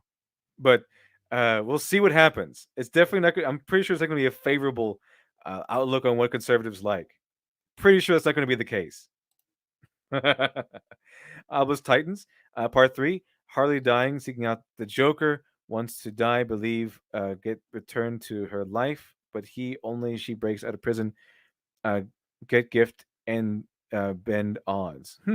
Interesting. So she escapes. She escapes with die, seeking out the Joker. That would work if they really actually love and care for each other. That'd be kind of interesting. Like if it's still kind of abusive, but at the end of the day, they still kind of love each other. Like it might be mutual or something. Maybe interesting premise. Okay, let's see Steve Shive's wonderful, wonderful definition of what a conservative is. I wonder what that's going to be. I wonder what that's going to be. Very broadly speaking, for the purposes of this video, I'm defining a conservative as someone who favors unregulated free market economics, who wants small government, who values Yes. individual liberty, but Yes. also seeks to maintain traditional social and political hierarchies, who prefers stability over social change, who is skeptical of progress, who Yes. finds social justice movements either unnecessary or threatening, Not unnecessary, but toxic, poison. It's just they're unnecessary, as in ingesting large amounts of um, of cyanide would be unnecessary to you to keep on living. So, yeah, unnecessary in that regard. Chives, the threatening, as in the destroying the very fabric of society. But everyone is so afraid of saying anything these days. Yeah, uh, they're unnecessary, Shives. who is pro-military, nationalistic, and who tends to vote for right-wing candidates in elections. That all sounds good to me. That all sounds good to me, Shives. I like all of those. I like all of those points. Maybe except for the traditional hierarchies or whatever. I don't care about that. But everything else sounds pretty good to me. I like that. Yeah, those I'll agree with that then. Sounds good. I don't see how that would be bad. So let's continue. Are all conservatives all of those things? No. Do some conservatives have traits I didn't list just now? Yes. But in general, I think that gives you a pretty good idea of who I'm talking about when I say. Also, according to studies, conservatives are far more accepting of other ideologies. According to recent studies, anyway. Usually, it goes from a right wing male is less likely to unfriend people for voting Democrat. Uh, then a step down is a right wing woman is a little less accepting and who people vote for, but they're far more accepting than a Democrat man. A Democrat man is more likely than a Republican man or woman to unfriend people over politics, and a Democrat woman is the most likely to unfriend people over politics. So there's also that, Shives, and they did studies on that one. So it's not coming from me. It's just it's the patterns they've seen. It's the patterns they've seen. Let's see here. DJM voices. Conservatives aren't adverse to social changes. They just think its gradual shift is better. Exactly. That's exactly right. They're not adverse to it. There's like they're skeptical of it. So instead of blindly running into change and making things rapid changes, it's like, okay, let's see how will this work here. How is it going to impact things here? It's going to be okay. So let's go ahead and implement this change, but let's make sure that the ground is set before we push it forward. It's kind of how you got urban sprawl. Okay, people were so in such a hurry to change and grow that we got urban sprawl in developing cities, and it became kind of nasty, as opposed to planning things out, making sure things are in ideal places. We have streets and roads, and everything set up before the building begins. Okay, you don't want urban sprawl. You don't want to just blindly rush into things. Only fools rush in. Wise men says only fools rush in. So no, conservatives are not opposed to social change. They're just more cautious of it because they tend to know that there's with social change comes social consequences, which doesn't mean that it's bad. It just means that we need to take into account what things could be impacted by changes before we implement them. See, Drake, the dualist. Conservatives want the government to do what the people want all the time. Libertarians, who are better at this point, think they are some things the government should never do, regardless of public will. Yeah, I'm more libertarian on that one. I want a small government. Okay, I want a small government that I want the kind of government I can drag and dunk into the toilet. I want this government small enough that I can give a swirly. I want a small, puny government that can't take away your rights at a whim. It's a little safer. I think. Django Peanut, flip this dipwad. I'm a straight white male who wears suits and supports the patriarchy, has a job. My liberal family tries to take me down, but I have the power of books, brothers. Power of books, you can't beat that. The pen is mightier than the sword, and the book is mightier than the sword. Absolutely, absolutely. Let's see here. Guardian Naga. I'm conservative. I like Spock, Data, Odo, and Garrick. So do I. I don't think I'm actually conservative. This is more like a libertarian. But I do like Spock, Data, Odo, and Garrick. They're all fantastic characters. All fantastic characters. Uh, all of them. Garrick, Odo. They're all Spock. They're all very interesting characters. And say Angel of the Sword. Conservative writers are also less likely to inaccurately represent a Democrat in their works. Democrats are significantly more likely to inaccurately represent conservatives. I believe that. I'd actually believe that. Judging from what I've read in recent years, it definitely seems to be the case. Unless it's a joke. Unless they're being intentionally over exaggeratory. Conservative. So, why the hell would someone like that enjoy Star Trek, which has always been openly and intentionally progressive? There are a few. Yeah, I mean it's the right kind of progressive. They've very implemented everything. Okay, social issues have been stamped out, and everything has worked out. Everything has seemed to have been planned out rather than rushed into. Okay. Also, there are aspects in there that demonize some of these socialist aspects of Star Trek, and how the authority can be corrupted, which is a conservative talking point. That's why they love the Second Amendment. Authority can be corrupted. Okay, the Second Amendment is needed. It's the argument for conservatives that the Second Amendment is needed to defend yourself against a tyrannical government. And what happens in Star Trek a lot? Tyrannical government. There's always an admiral that becomes corrupt or brainwashed. The Drumhead is a good one, where she goes the judge appointed by Starfleet, by the way, one of the most respected judges in Starfleet, becomes so corrupt in her pursuit for justice as she oversteps her bounds and begins a drumhead, which is a callback to a military tribunal that was done in a hurry. It was basically a kangaroo court. It's basically a kangaroo court, not real justice. It's summary justice being dished out. Let's see. Cage and much for the 5. So how does this link to liking and disliking Star Trek? I guess we'll see. I guess Shives will lead us down his little path here. See what happens. Two plausible reasons. Many conservatives who have commented on my videos claim to enjoy Star Trek purely as an escapist sci-fi action. Wait a minute. There are conservatives who post on Steve Shives' videos and he hasn't blocked them? Because I think you can block people on YouTube. I think you can block people from commenting or something on your YouTube videos. How is that possible? I'm pressing exit down on that one. There's no way conservatives. If they did, then you probably block them right after. There's just no way. I'm having trouble believing that one. Let's see here. Uh-oh. Shives has stolen our internet gas.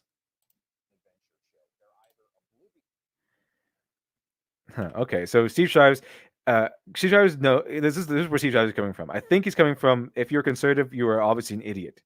If you're right wing, you're obviously an idiot. That's where he seems to be coming from. So let's see here.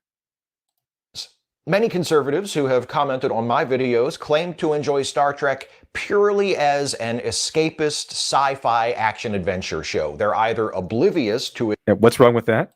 its often heavy-handed political messaging, or they... It's not heavy-handed. I mean, in instances where it is heavy-handed, those episodes kind of are lambasted.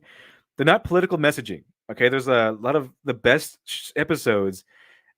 They target social issues. They concern social issues, but they're not these social issues of our time.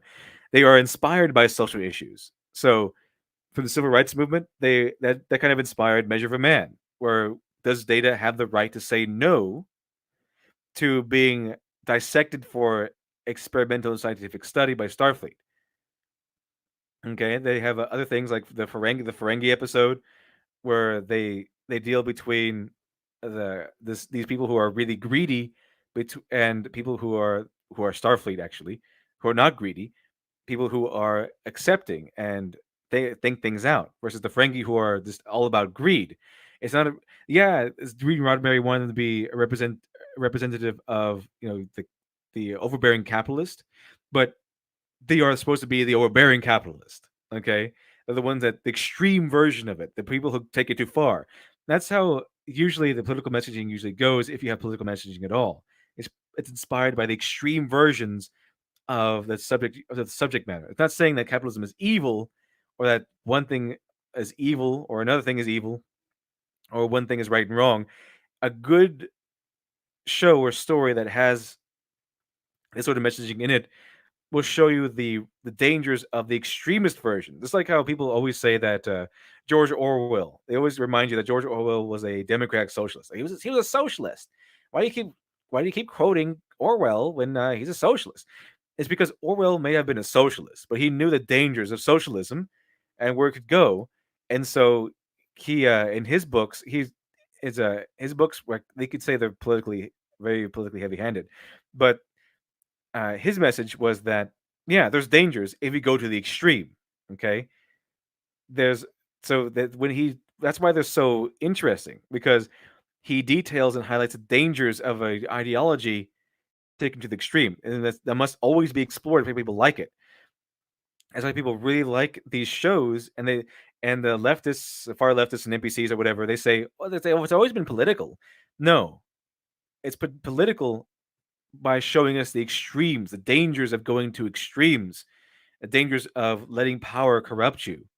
In modern day, they say this to defend modern day interpretations of things, which has essentially become instead of going showing you the dangers of extremist views, the dangers of extreme versions of these political views, or whatever, it's showing you the dangers of people who think differently than you. It goes from here's what happens if you take this specific instance or ideology or scenario too far, as opposed to what we have these days, which is here are the dangers of the people who don't think like you do. Here's why the people who don't think like you do are evil and dangerous. There's a difference there, chat. Big difference. And so Star Trek, yeah, they mess up every once in a while. Sure.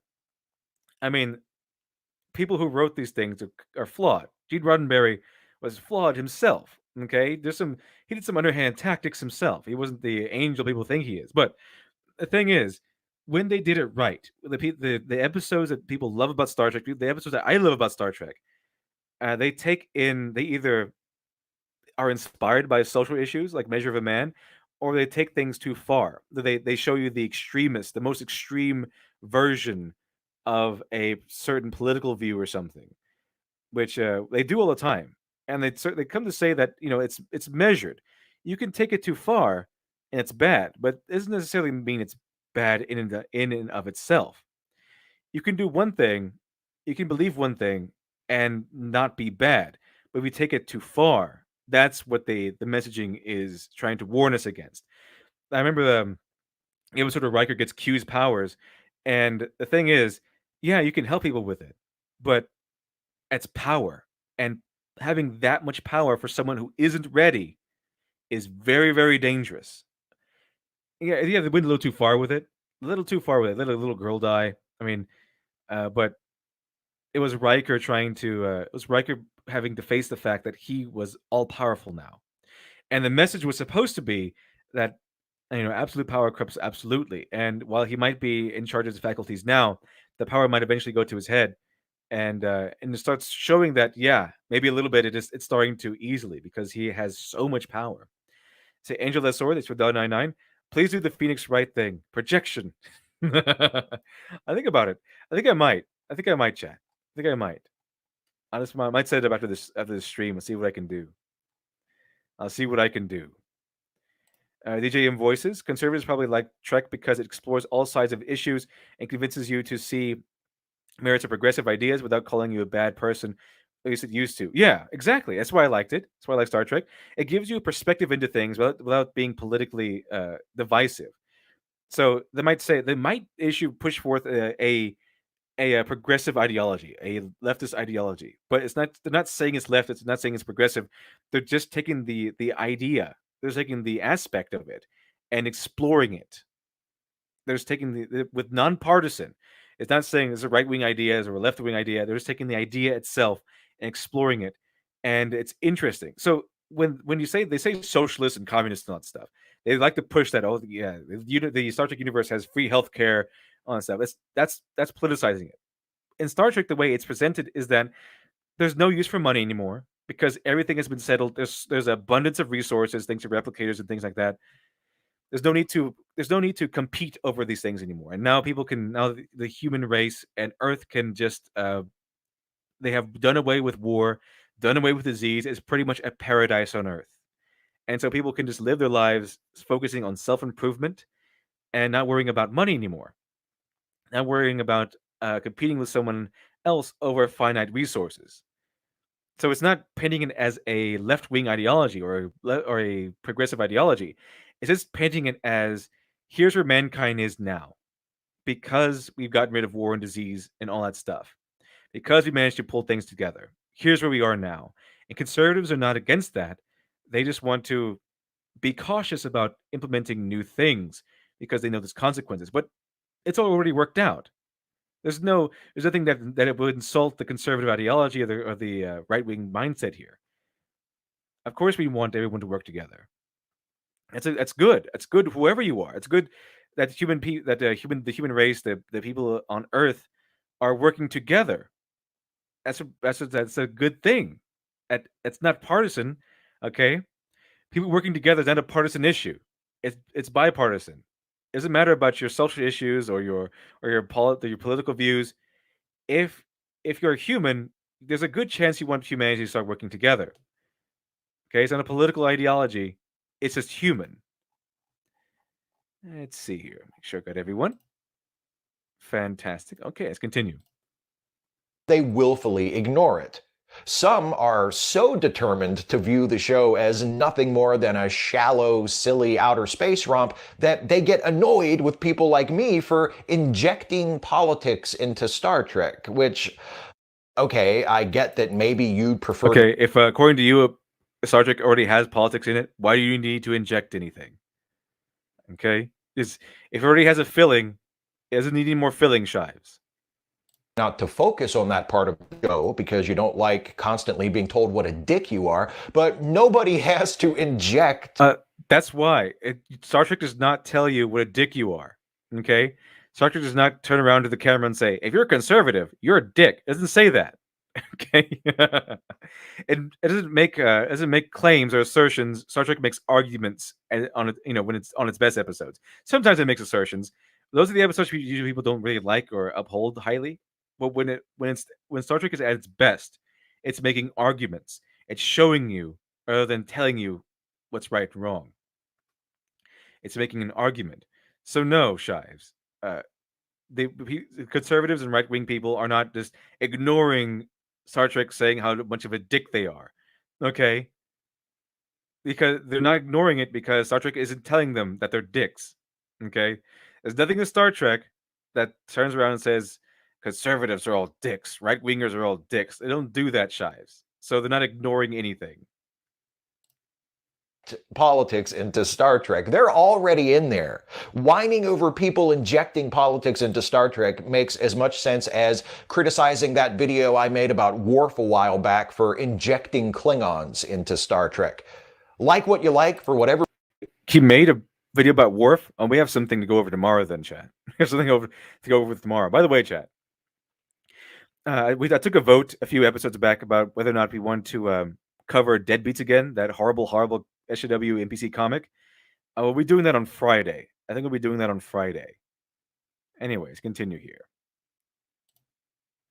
Whatever reason you like it, but just because you don't pay attention to the show doesn't mean the rest of us don't. I found... Shives, they're paying attention to the show. Okay, they're paying attention quite well. It's just that Star Trek is not calling them dicks. You are seeing that. You are the one seeing that in Star Trek. It's not actually there. It's not actually there. Okay? You are seeing things that are not... Hold on, chat. You are seeing things that you want to be there, but they aren't. I see. Critical Best. Thank you much for the 2. Appreciate that.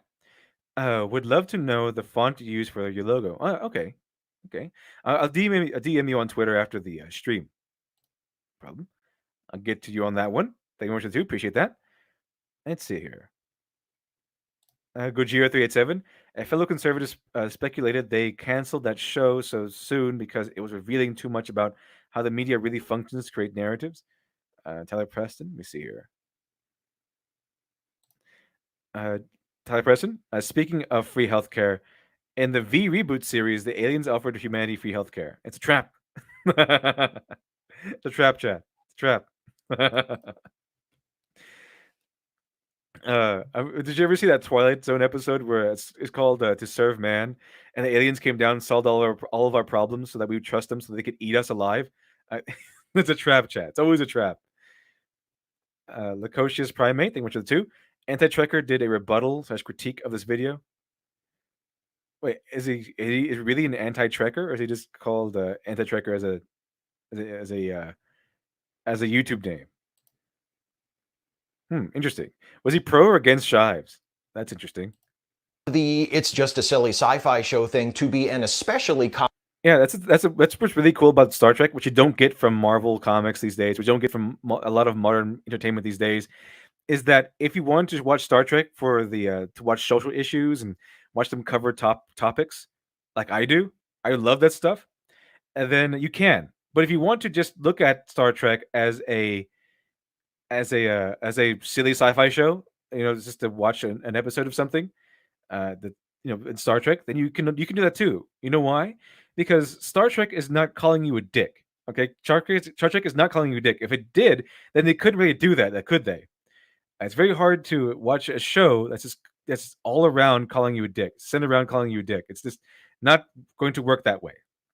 Okay, but conservatives and right wing people, even if they acknowledge that they or think that it's all about left wing politics and views, even if they think the same way as Steve Shives does, and if they can still ignore all that stuff and enjoy the show, then no, Shives are not coming out and calling conservatives and right wingers dicks. Okay, because if they were, it would be very difficult to ignore all that for as long as they can, because it would be every episode pretty much. And God of Plague, number 2. Can't go out for coffee, so have my coffee money. Appreciate that. Thank you very much, God of Plague. Thank you very much. Appreciate that. And say Rock and Sailors for 499. Appreciate that.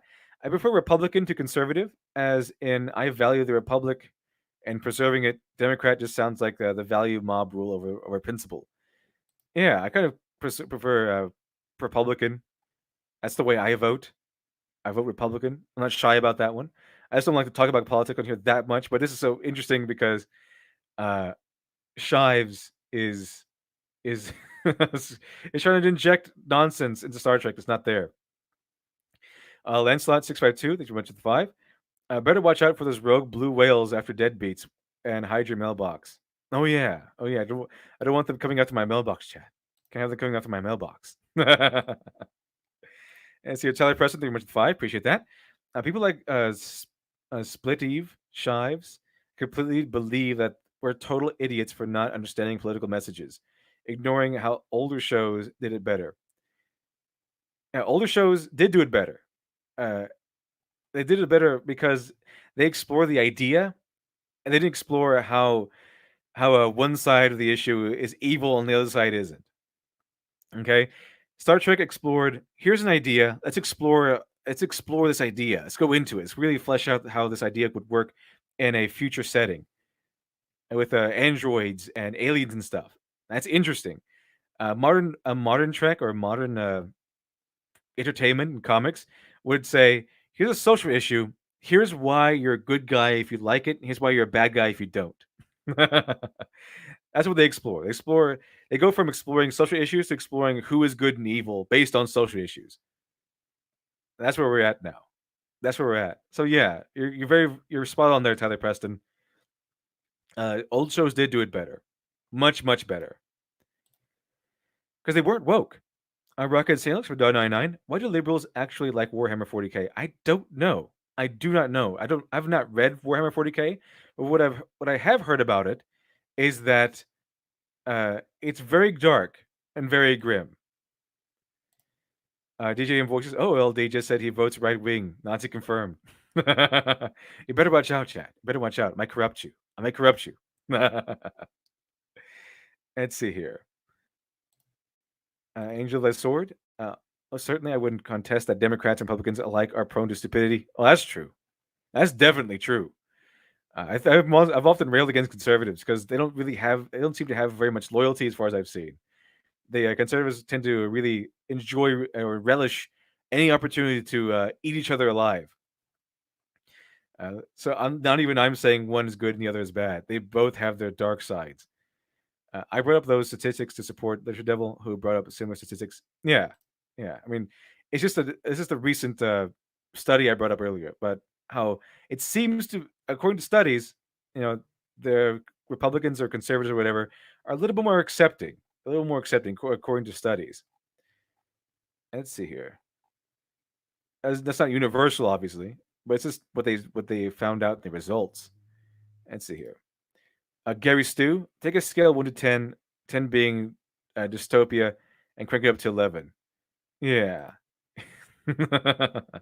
That's where we're on. That's where we're on now with Warhammer. That's kind of why I wanted to get with Warhammer a little bit, because that sounds great. It sounds fantastic. And I watched those Astartes videos, and those were great. I really like how it's both military and war, and it has these Lovecraftian entities in there. Let's see here. Midnight's Edge After Dark. I leave for a bit, and now you're talking Star Trek. Of course I am. Let's see here. Let's get going. Common reason given by those who have enjoyed older Star Trek shows or films but don't like more recent productions, such as the Kelvin Timeline movies or Discovery or Picard. I've got because Kelvin Timeline movies, I'm pretty sure if that's the new ones, like the J.J. Abrams stuff, that's not really Star Trek. That's more of an action movie with a Star Trek coding. And Picard was just a insult to the character and the franchise as a whole. I wouldn't necessarily call it progressive or woke, or I guess I'd call it woke. I wouldn't necessarily call it that's the reason why I ended up not liking Picard is not because it was like woke or whatever. It was because it was just terribly written and really came down to insulting legacy, which has been the pattern. But it wasn't necessarily because it was woke or something. Star Trek Discovery out here was incredibly woke. Incredibly, I don't even want to touch that unless I really, really have to. See, Alex Halo, thank you very much for the vibe. Appreciate that. Can I recommend the anime Magi to you, LD? It's a shonen. It has a civilization based on a place like Rome, Egypt, etc. There is some politics in it. Interesting. Now that's interesting. I like anime and I like shows like that in general, where it's inspired by Roman civilization or Egyptian civilization. I like that stuff. I'll check it out. Let's see where I can find it. I think it's on Netflix, isn't it? I think I saw it on Netflix or advertised on Netflix. Let's see here. Midnight's Edge After Dark. Yeah, Kelvin equals JJ. Okay, yeah. Then I haven't seen those movies actually, because that's not Star Trek. I saw the trailers to those things. Those aren't Star Trek. I think I started some of them. But they're not Star Trek. They're just action movies. The Star Trek coding. Gotten numerous comments from people who say they liked Star Trek before it got preachy, or back when the writers didn't feel the need to push their... Yeah, they got preachy. Okay, they got preachy. It's like I said, preachy is not let's explore the social issue. Preachy, that's what Stan Lee did. Stan Lee was, let's explore the social issue. Preachy is what the Marvel does these days. Preachy is what I guess Star Trek does these days. Preachy is, here's a social issue. Here's why you're wrong if you don't agree. Here's why you're right if you do agree. As opposed to, here's a social issue. Let's explore it. That's not preachy chat. That's interesting stuff. That makes great story. Exploring a social issue, exploring the ideas and putting it in different scenarios. Okay, very, very different stuff. Very, very different. Big difference there, Shives. Their political opinions onto the audience. How did these people not see the political messages in... It's nice work with getting that under the radar.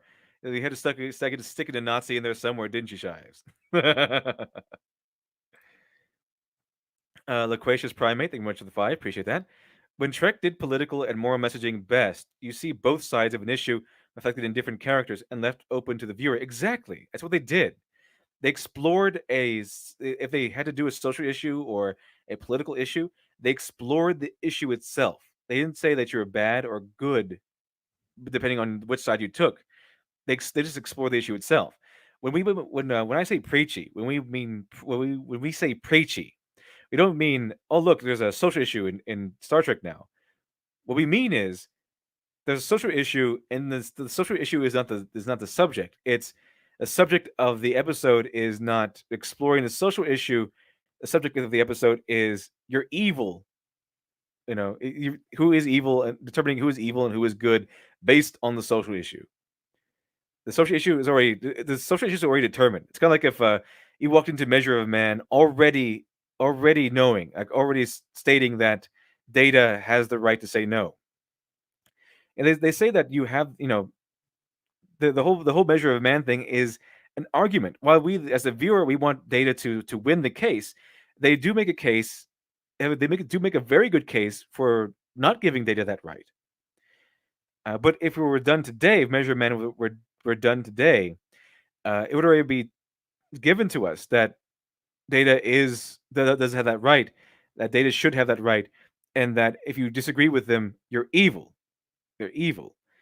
And while Maddox was played kind of like a villain, he was not villainous. He was just he was saying that if I did this, if I could dissect Data, then I could make more of these androids and help people in the future.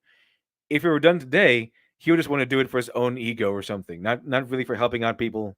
He'd be a liar. He'd be saying, I just want to help out people, while really saying that he just wants to do it for his own personal gain. Like, for example, if Measure of Man were done today, we would already side with Data. We would already have a determined answer to the question, does Data have the right to say no to being dissected and studied? And Maddox would be a greedy, self-absorbed maniac that for some reason has the backing of Starfleet, giving us a clear good and evil indicator rather than let's check this out. Let's see what's the argument for rejecting Data of that right, and we'll see the argument for giving Data that right. Of course, at the very end, Data is given that right, but it's not really determined. It's not really a yes or no answer at the end. It's more along the lines of, yes, Data specifically has the right to say no to being dissected. Data specifically, and it opens the door to maybe giving machines more, artificial humans more rights. But it wasn't definitive because they explored everything, and there was no definitive right and wrong. There was a emotional right and wrong. We didn't want Data to die or leave the show, but there was no definitive right and wrong according to what we were given. So yeah, they kind of left it open to the viewer. Even if the one side lost, the viewer could still agree with that side, or might be able to see the merits of that side enough where they might actually end up agreeing with it. Rocket Salem, thanks for $9.99. Only man a soy boy can fight is a man made of straw. Exactly. That's the only time. That's the only kind, because they don't fight back. They do not fight back, and they make the arguments that they want them to make. See, Alex Halo, thanks for the 5. Thank you very much for the 5. Appreciate that. They try to go on an adventure and things get in the way. There's also magic. One place is based on of Harry Potter and Amazon's as well. Interesting. So that was Magi. Okay. Maybe we'll check it out. Sounds really good. It's really good. Gary Stu, about Warhammer 40K, you'll love this. There's a lot of books about it. 462 books to be exact. Yeah, that's one thing I noticed about Warhammer 40K. There's a lot of books, and that's kind of what's keeping me away from it exactly. Not because of the numerous amount of books, because I have no idea where to start. I don't want to jump into a book and they start naming things and have no idea what's going on.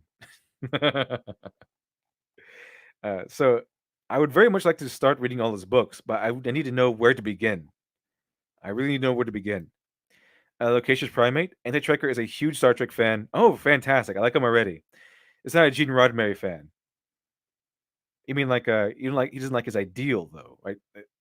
I can see not liking Gene Roddenberry because Gene Roddenberry was kind of heavy-handed on where he wanted things to go, where he didn't want human drama to that extent. So I'm not sure what. I would like to have him on on the morning stream. That'd be really interesting. That'd be really interesting. It's not a Gene Roddenberry fan. He used to do a show with Shives before Shives became a huge SJW. Well, yeah, people like Shives. People love Shives before he turned to the dark side.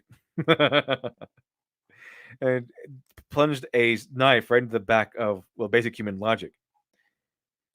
Let's see, Ruck and Salix for $1.99. Red Caiaphas, Kane. That's a great starting point. Okay.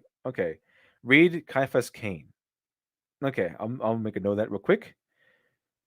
Caiaphas Kane. Okay, so that's a good place to start. If we keep getting all kinds of suggestions of where to start, but I don't know where to start exactly still. It's difficult because there's so many books. Anyways, continue.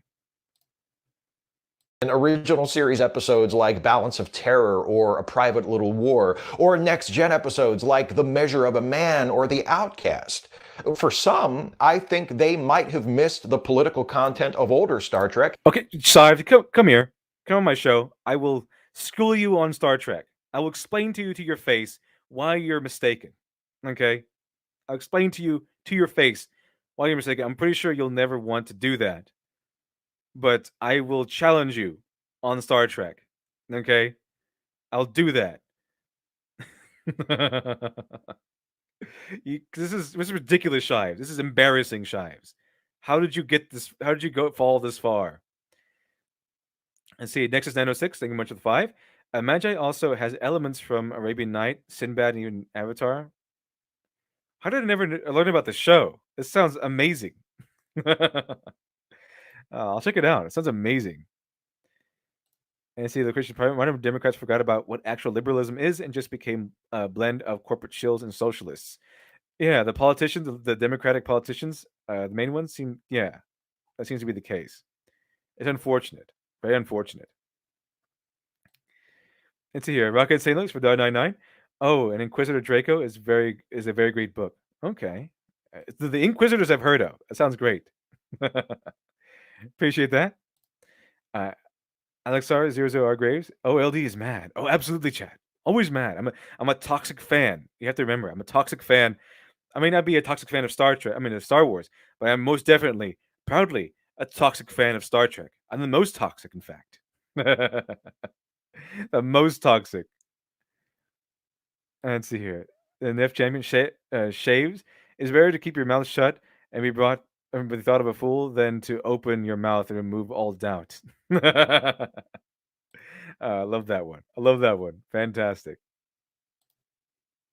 Because they didn't feel personally called out by it. Star Trek is popular all around the world.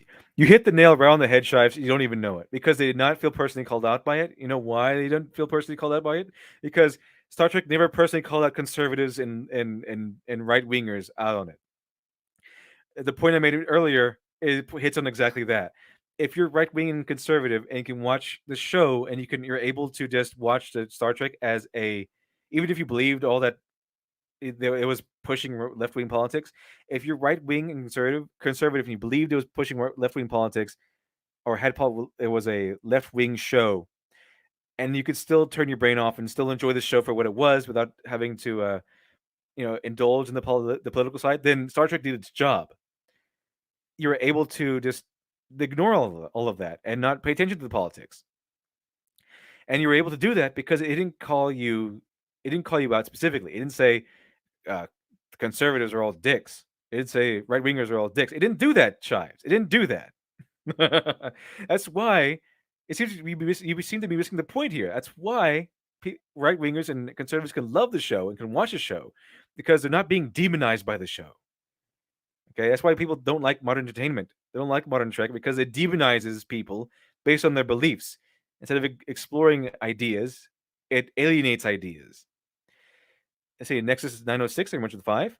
Yeah, but Shonen Jump did the manga dirty. It's basically dead now. Okay, so the anime then. It's the anime. Lancelot 652, thanks for the 5. You can also start with Dan Abnett's Eisenhorn books for or 40K. The one I keep coming back to, actually, the people keep suggesting is going into the Horus Heresy series, whatever that means. So that's one of the starting points that has been suggested to me.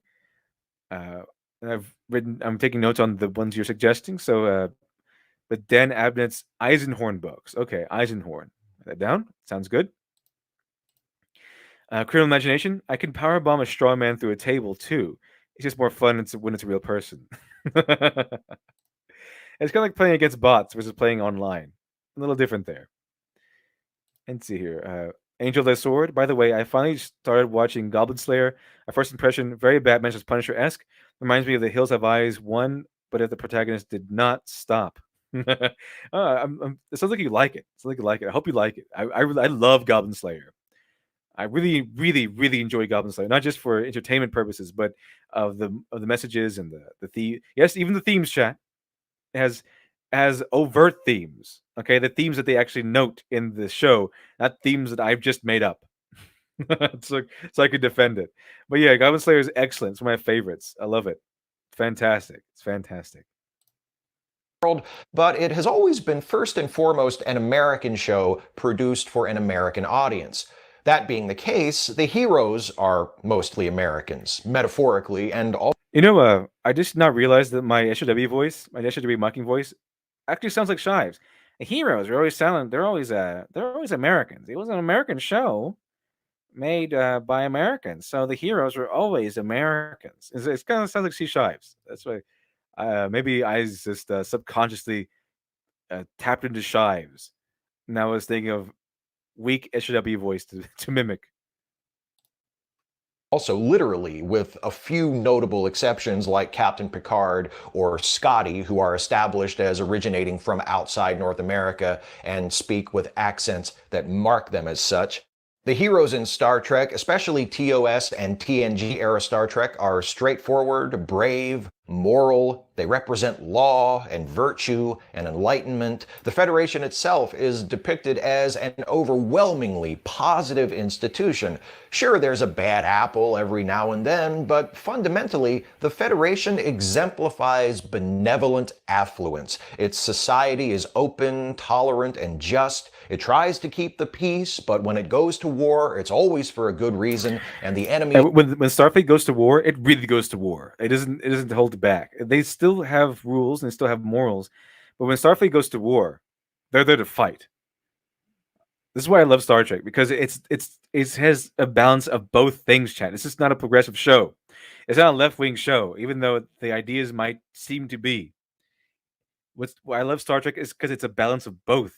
The society is kind and tolerant and allows you to do what you'd like. Okay, you're free to do what you want. There's no overwhelming government to tell you yes and no and to tap into your rights and to take them away at a moment's notice. And on the other hand, it's kind and compassionate. On the other hand, they're very willing to forego kindness and compassion to defend themselves, to defend their rights and their principles. They're very willing to fight back when need be.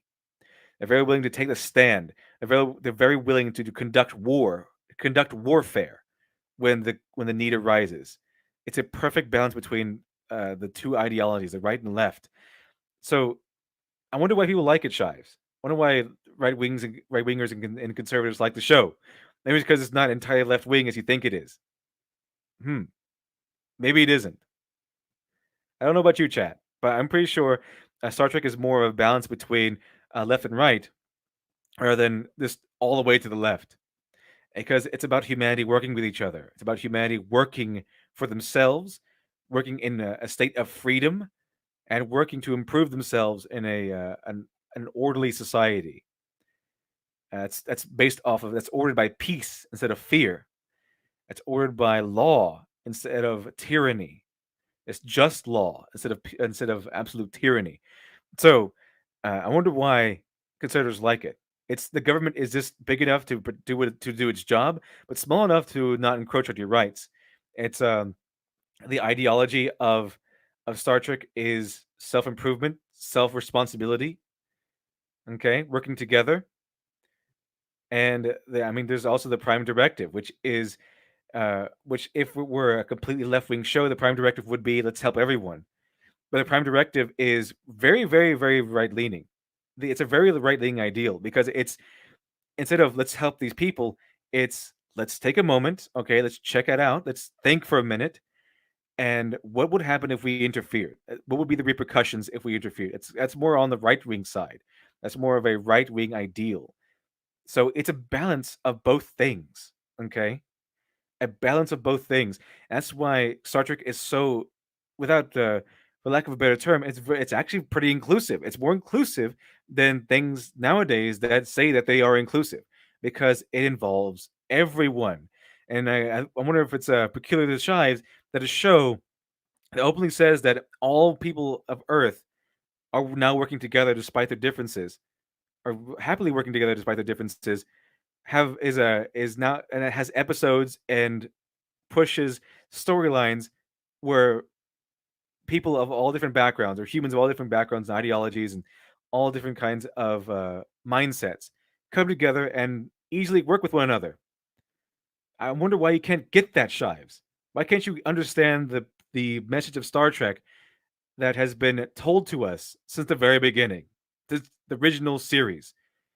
For example, that's why they had stereotypes in the original series. That's why they had the stereotypical Russian, the stereotypical Asian man. They specifically use stereotypes so that people, the common audience, would know and identify. Okay, common audience would know and identify these people as the people they're supposed to be representing. That's a Russian, for example. That's a Scotsman. That's a Briton. And they're all working together on one ship.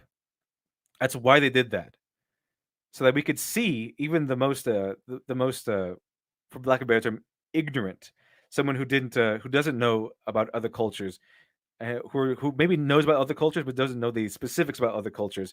They can can easily identify these other cultures on screen and see that they're all working together. So it's not about they're not all left wing, Chad. They all have their different ideologies. They just came together as humans and work with each other.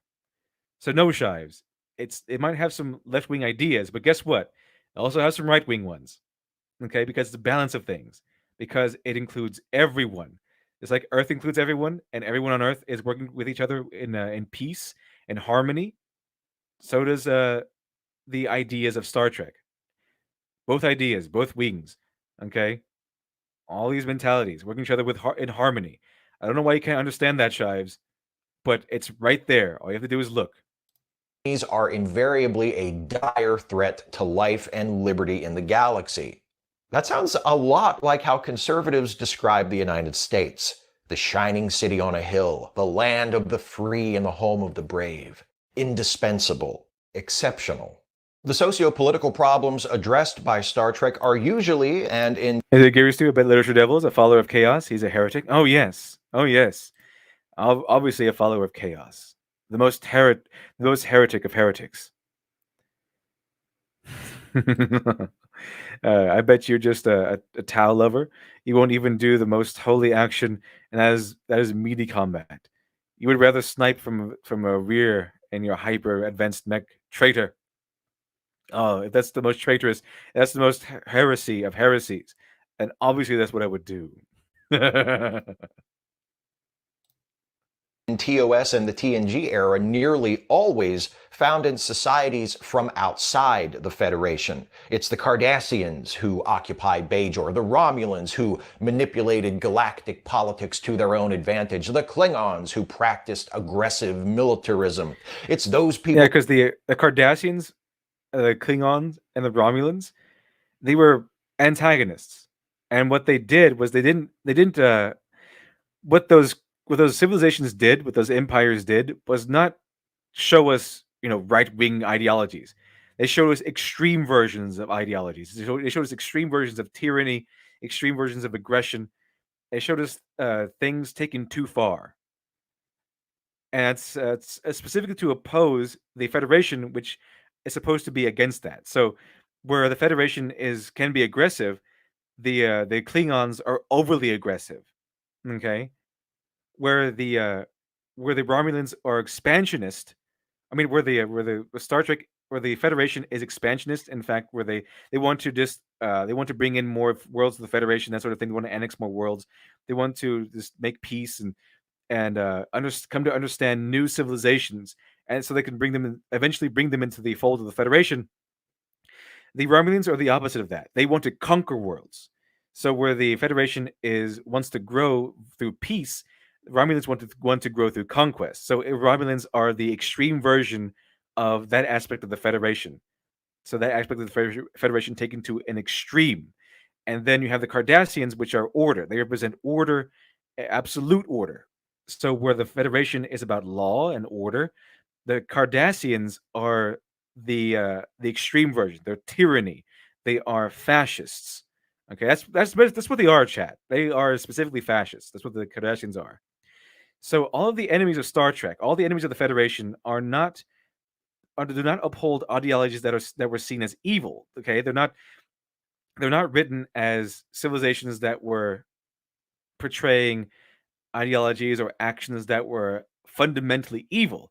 They were there to show us how bad it could be when you take some of the ideas and traits of the Federation and then push them to extremes.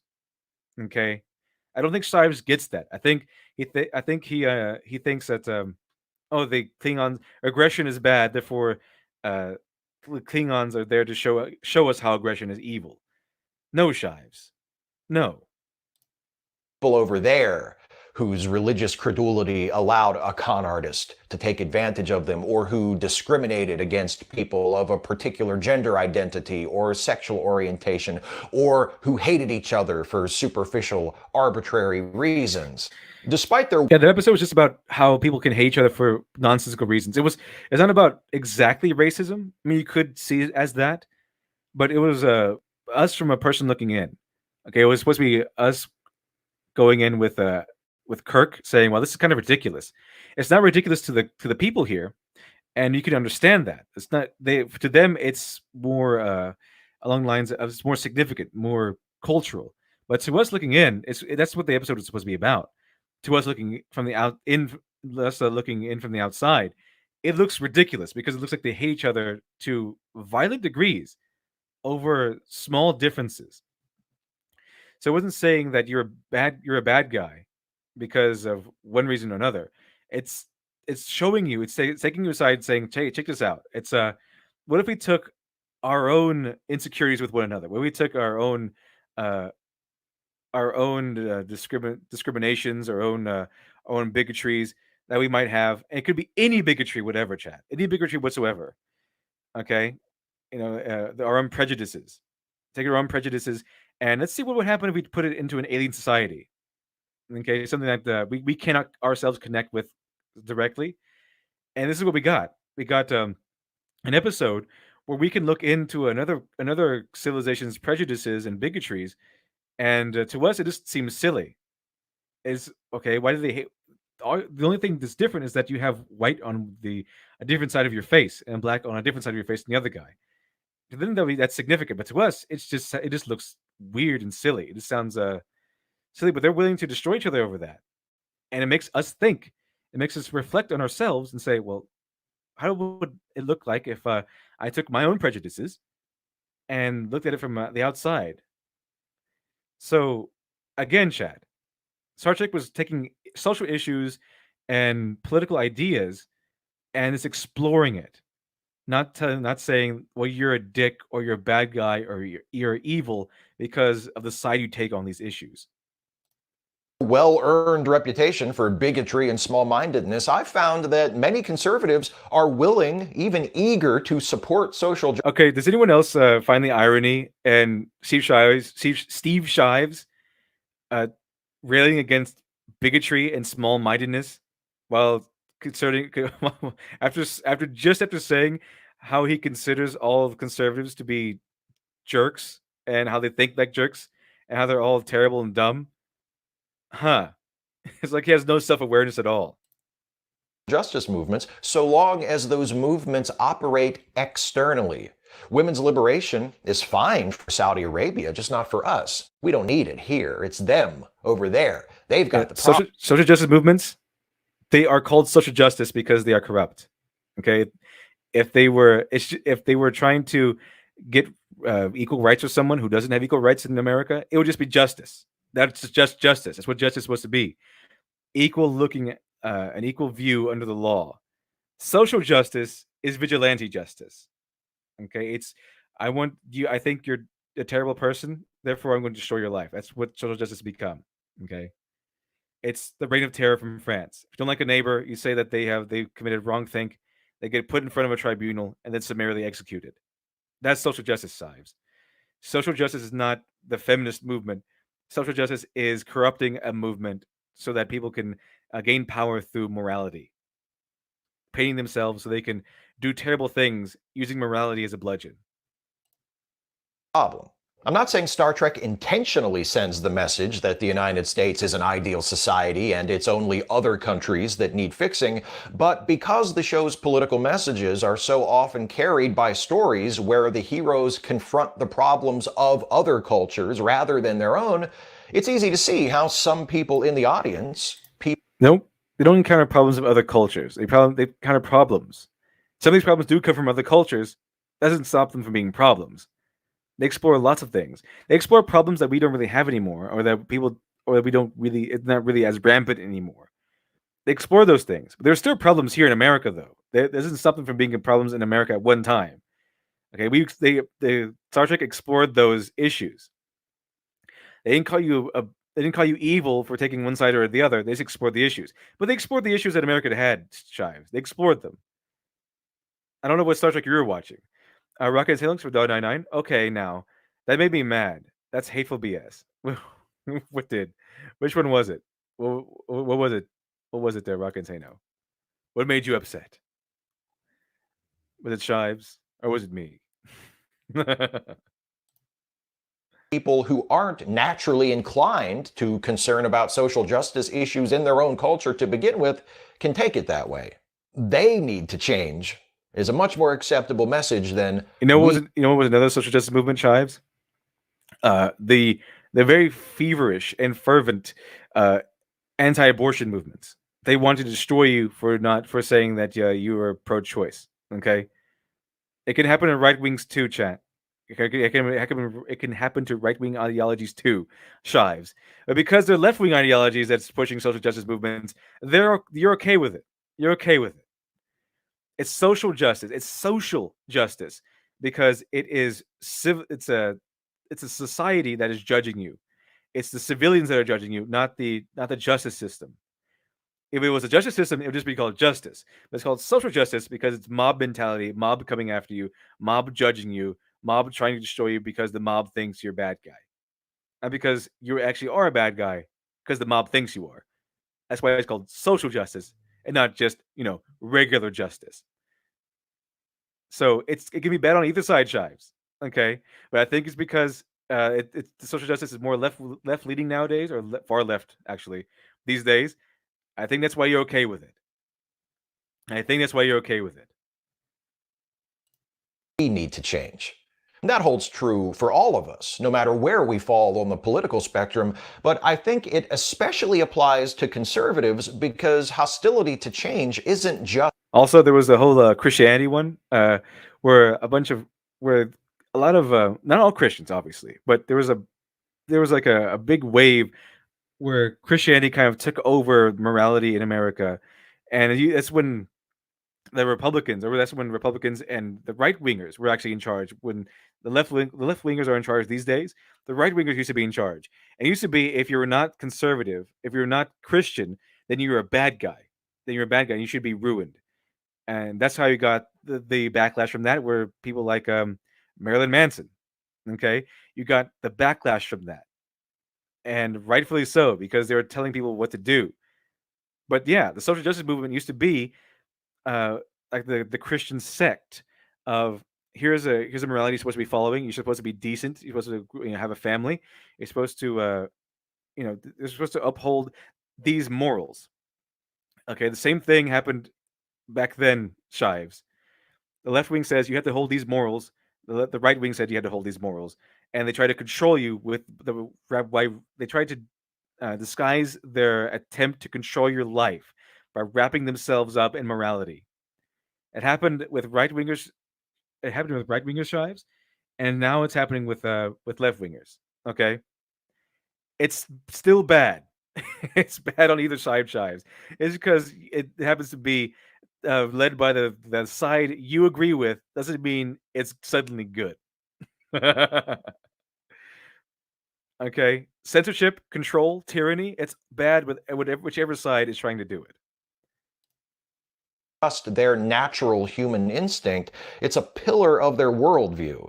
There's something else that we all tend to do, again, regardless of our political perspectives, that helps to account for how conservatives could enjoy a show as didactically progressive as Star Trek. We interpret things in ways. Is Star Trek really all that progressive? I mean, it's yeah, it touts freedom, it touts equality. These are all American ideals, Chad. These are all things that are written into the foundation of America: equality, freedom to do what you want, freedom of expression, freedom of religion.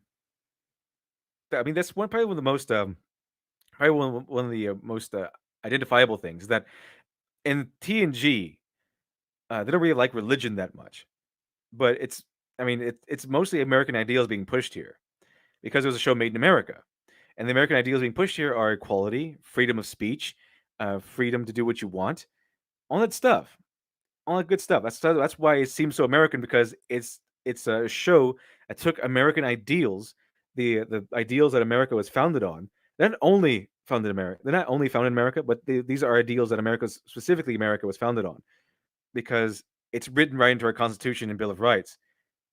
And we're taking those ideals and then putting it out in a universe that doesn't share these ideals of freedom and freedom of speech and equality. Now, you can debate on whether or not America has upheld those things, but the point is that these things are built into the foundation of America, and that's what they took. They didn't take the flaws or how well or unwell they've been implemented. Star Trek is the ideal society. It's the ideal utopian future, and so the future, okay, the future of Star Trek will be taking these American ideals and having a utopian society where they are implemented equally, fairly, and adequately.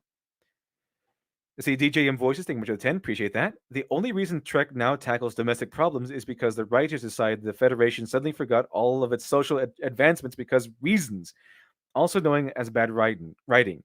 Yeah, exactly. Is that what I would take a corrupted Federation? I could accept that. We've seen that in episodes before, but that's never addressed in Star Trek. It's never really all that addressed, and in Star Trek Picard anyway. And I don't know why, but everyone seems to be all up in Picard's case, okay? And there's no repercussions for this. That's why this is one of the reasons why I thought Picard was going to start off all right, because of the first episode. I thought, that there's a whole incident where the Admiral shouts at Picard, and the people are saying, "Oh, look, they're having a woman shout at Picard." And I said, "Okay, so here we go." And I got to that point. I said, "Okay, they're going to have." I'm guessing they're going to have her yell at Picard, and Picard's going to slink away with his tail between his legs because he's the big bad man who tried to be who had his ego too inflated. It didn't work out like that. Surprisingly enough, it didn't work out like that. Picard did not slink away with his tail between his legs. He was Picard for a few seconds there. So the woman, I don't know how she got up into that position as that high up in Starfleet, first of all, but she did, and I don't know how, but she did. And she yelled at Picard, and Picard stood up. And I was there looking at the Picard stand up, and he says something along the lines of, "Refuse to listen to me. Choose not to listen to me at your own cost." And I said, "Well, there's my boy Picard. Okay, so maybe this show is not going to be so bad." That was the one instance where I thought maybe the show is not going to be so bad. So that one instance bought enough goodwill from me that I watched the entire series. I was, of course, let down by the end of it, but that's what I wanted to see, chat. I wanted to see Picard being Picard. I didn't want to see Picard being Patrick Stewart. I wanted Patrick Stewart being Picard, which is this no nonsense, I'm going to run you over if I have to, sense that Picard has. You know, Picard was brutal in the Next Generation. He was kind and compassionate, yes, but he was positively savage if he needed to be. I remember that one episode in TNG where they had a traitor from the Romulans because he was delivering top secret information to Starfleet as a ploy from the Romulans. I mean, he didn't know it was a ploy, but he thought, you know, I love Romulus, so I'm going to go ahead and betray my home, people, because I believe what my country is doing is wrong. And uh, s- uh what's his name? Patrick Stewart, Picard, Picard. Picard just kept trying to get secrets and information out of him, and he kept refusing. And Picard said, he finally had enough. He said, "You've made your choices, sir. You're a traitor. Now deal with it." And it's savage, but it was true.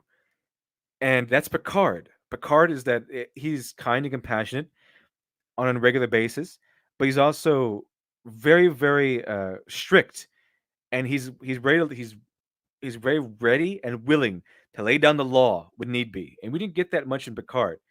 But I saw that first episode, and I saw that instance where that woman was yelling at him, and that was Picard. I got to see Picard for 1 second there. It brought enough goodwill for me that I watched the rest. But yeah, it seems that they don't really like this utopian ideal anymore. These postmodernists, as they call themselves, they don't like utopias. They don't like things being people getting along. They want darkness. They want nihilism. That's what they want, chat. They want endless nihilism. They want the opposite of what Gene Roddenberry wanted. Let's see here. Rocket Links for $1.99. TOS said Christ taught that all men are brothers. Oh, did they? I remember that. I think, yeah, that would seem like something TOS would do, though. It seemed like something TOS would do. But yeah, it wasn't alienating. Even when they used religion in TOS, it was not you're a bad guy for not believing in religion. It was here's what I'm going to use religion to bring us together. It was no negative about that. Let's see here. Alex Halo, thank you very much for the five. Appreciate that. I remember back when you would be called a Satanist if you like Pokemon. Now I would probably be called a Yahtzee. Yeah, the the right wingers and conservatives, they were kind of weird back then. I remember they would call you a Satanist and they want you ruined if you liked Harry Potter or something. They wanted to ban Harry Potter. It's like the left wingers wanted to ban this and that. Yeah, the right wingers wanted to ban Harry Potter because apparently it teaches you satanic magic or something. These people are nuts. And then they also wanted to ban Dungeons and Dragons because it had symbols and it was like demonic symbols and stuff. And they wanted to ban that too, chat, because it was dangerous for society or something. Yeah, the censor goes both ways. The censor is always bad. Social justice is always bad. They're always trying to wrap themselves in morality so they can take away your rights and your freedoms. So that's always the case, be it right wing or left wing. That are comfortable for us. There have been numerous episodes of Star Trek with political messages which, by my reading, are harshly critical of the right-wing politics and antiquated social attitudes typically embraced by conservatives. But I have found that many conservatives are able to... Yeah, in your opinion, Chives, the way you see things, I'm pretty sure you're wrong. And I'm pretty sure you're about to say, that I'm curious, for some reason, many conservatives seem to like these episodes. I wonder why, Chives. Maybe because the episode wasn't calling them evil, it was exploring a social issue or political ideology. Let's check it out, see what he says. Enjoy those episodes because they just don't see them the same way I do. For instance, take the TNG episode, Yeah, maybe they saw them as, I don't know, episodes. Maybe they saw them as interesting looks into different issues and social issues, not right wingers are dicks like you saw it, Chives. Because quote right wingers are dicks are not is not in Star Trek. Okay, it's about everyone working together, not people demonizing one another. Drumhead. To me and to most people. This is one of my favorite episodes, by the way. The Drumhead. It's a fantastic episode. people, including Jerry Taylor, who wrote it, the drumhead is a warning against the dangers of Red Scare-style witch hunts. It's one of the few TNG-era episodes where the threat does come from within the Federation. The villain of the piece, Admiral... So let me get this straight, Shives. You see Red Scare style, a warning against Red Scare style witch hunts, and you see that as conservatives are dicks. Okay, witch hunts are bad, regardless of where it is. Okay, regardless of that's what it's going for. It's not saying that the conservatives are dicks, Shives. It was saying that witch hunts are bad. Which, guess what, Shives? They are, which is why no one likes these social justice movements, because they're just witch hunts that get their power from morality, from malicious kindness. Witch hunts are bad. That's why conservatives like it, because they're people too, Shives, and people in general hate witch hunts. This is why we have a justice court system, so we can avoid witch hunts. This is why we avoid social justice, so we can avoid witch hunts. Okay, the court system gives us. That's why I call it the drumhead, because it's the opposite of the court system. It's not the court system. It's not a fair trial. It's a corrupted sentencing court. Okay. This is why we have a court system. So we can avoid witch hunts. We can avoid the witch hunts we get with social justice and mob mentality. Satie seeks to discredit and destroy first an otherwise innocent Enterprise crewman who is found to have concealed his Romulan heritage, and then Captain Picard himself, whose only crime was to question Admiral Satie's methods while standing up for the persecuted crewman. As Picard says to Worf at the end of the episode, villains like Admiral Satie will always be around, and every society, even one as evolved and enlightened as the Federation of the 24th century, will have to remain eternally vigilant in order to... Okay, Shive. So you just said that, in your opinion, in your view, as you say, Star Trek is a society that is highly progressive and highly leftist. Okay, and that's what he described it as. And he brings up the drumhead, and so therefore, and he even mentioned that the threat comes from within the Federation. So I don't have to tell you that. Yeah, Satie was a Federation judge. She was a Federation inspector or whatever. I think she's a judge or something. I forgot what her title it was exactly. But yeah, even Shive says she comes right in from the Federation. She has the backing of the Federation. In fact, if I remember correctly, she was one of the most esteemed of her kind. But I think she lost her reputation for some reason because of how crazy she goes. But thing is, she came from within that society. Your far leftist progressive society, Shives. That's where she came from. So no, Shives. It wasn't right wingers that it was railing against. It was just witch hunts. Because this witch hunt, the leader of your witch hunt, Shives, came from your leftist, far leftist progressive ideology, far leftist progressive civilization that you yourself labeled as far leftist progressive. Okay? So how is that right wing? How's that railing against right wingers? When your witch hunt, when your leader of your witch hunt came from a society which you yourself just deemed far left and progressive. So no, I don't think it was right wingers, Shives. I think it was a show, an episode railing against the idea of witch hunts alone. Let's see here. Why am I wrong about the quality of the prequels? Thank you much for the two. The irony Steve Shives can see is that he's a witch hunter. Yeah, he can't see that, can he? He is a witch hunter. And he said so at the beginning of his video. That just because you're conservative doesn't mean you're a dick. It just means you think like one. Sure, Shives. Thank you very much for the deference there. Exhumed Legume. He's describing an anti-social justice episode and just can't wrap the tiny mind around why conservatives like it. Yeah, this is an anti-social justice episode. This is warns against. This is why I don't like the way that things are being. I don't like cancel culture. This is basically an episode giving you a warning against cancel culture. The guy in question did nothing wrong. He was targeted because of how he was born. And yeah, how he hid his background as a Romulan. Did nothing else wrong, but she wanted to destroy him over it. That's cancel culture. Sounds like cancel culture to me. So no, Shives. It wasn't right wingers are dicks in this episode. I don't know why there's right wingers like this episode. They just call it right wingers dicks. No, Shives. It's because it rails against the idea of witch hunts in general, which pretty much everyone can get behind. No witch hunts. We don't like witch hunts, Shives. To stop them from exploiting our fears and prejudices in order to gain power. The most dangerous thought we can ever have is that it couldn't. Exploiting our fears and prejudices in order to gain power. Who does that sound like? It sounds like all these people who are taking over all these movements and stuff. That's what it sounds like. Oh, the Republicans are all Nazis. They're going to take away all your rights. That's what it sounds like. And the more they say that, the more they have you scared of Republicans, the more, the more money you get in your Patreon or something. That's how it goes. Sounds exactly like your kind, Shives. Sounds exactly like your social justice warrior movement, Shives. Happen here. That's how I read it. However, I've seen conservative Star Trek fans cite Picard's defense of individual liberty during his testimony at Admiral Satie's hearing in order to justify tolerating hate speech. Because there's no such thing as hate speech, Shives. So you're going to define your nonsensical term of hate speech. But yeah, he was what was Picard's speech?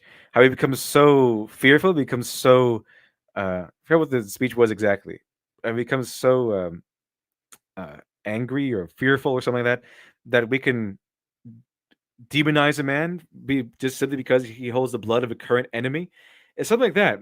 He has his individual rights. It shouldn't be blanket rights. It should be individual rights. And that's a big thing with right wing and conservatives. Individual rights. Big thing with them, Shives. It's a big thing. Which means that you can, and freedom of speech, big thing here in America. You can have freedom of speech in Federation too. I think that's one of the tenets of the Federation. If it's based off American ideals. So sorry, Shives. There's no hate speech in the Federation. If you believe in the hate speech, you would not be accepted in the Federation because you do not have the criteria of freedom. You're too tyrannical to be in the Federation, Shives. After all, as Picard says in that scene, the first time any man's freedom is trodden on, we're all damaged. Clearly, he was championing the cause of deplatformed white supremacists and Islamophobes. What? What? Where'd that come from, Shives?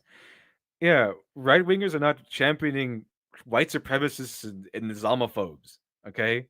They're championing individual rights, and it's because you think something. It's because you have certain opinions and ideas. It doesn't mean your rights get taken away. It's just how that works. It has to be, if one person gets rights, if it's equality of rights for all, then everyone gets them, Shives. Okay, everyone gets them. So yeah, he's touting against. Picard's defense of individual rights is for the individual's rights, not the blanket rights. Okay, not the blanket condemnation. Okay, and if you call a conservative a Nazi because he just votes right wing or he votes Republican, then yeah, you skipped over his individual rights, and that's the end of the story. You are as bad as a T, Shives. You're as bad as a T, and you should listen to Picard's speech again, because when Picard makes his legendary speech in that episode, he's talking to you. He's talking to you. You just will not listen to him because you have mangled and discombobulated his speech into your own personal ideology, which is not what he was saying. He was defending all people's rights. All people's rights. And Picard would do that. Picard has defended monsters. Picard has defended literal monsters, or actually metaphorical monsters. But Picard will defend you because he feels like everyone deserves a fair trial. That's it. Picard is the man who saw the crystalline entity gobble up worlds and kill thousands of innocent people and said, "No, let's not kill it. It has every right to live. It has the same rights to live as we do. Okay, it has every right to be here as we do." That's Picard. Picard is there to uphold rights, and he will uphold your rights even if you're a terrible person, Shives. Just because you're a tyrannical bigot does not mean Picard was.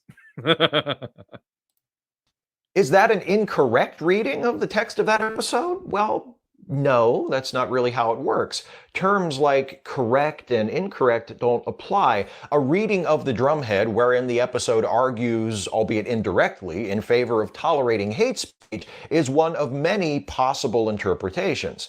I think it says a whole lot more about the priority. Wow, Shives, you just said it. You just outright said it. You just outright said what we have been saying this entire time. Star Trek TNG is not telling you politics. It's exploring ideas.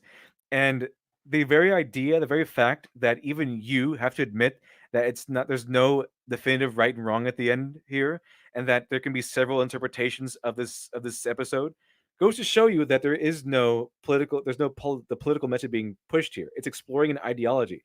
It's exploring a political scenario and exploring the rights and wrongs of it without telling a certain side that they're dicks. Okay? And exploring all the elements involved in it, not one specific element so they can tout a specific ideology. There's different interpretations because it's exploring a bipartisan, a nonpartisan scenario.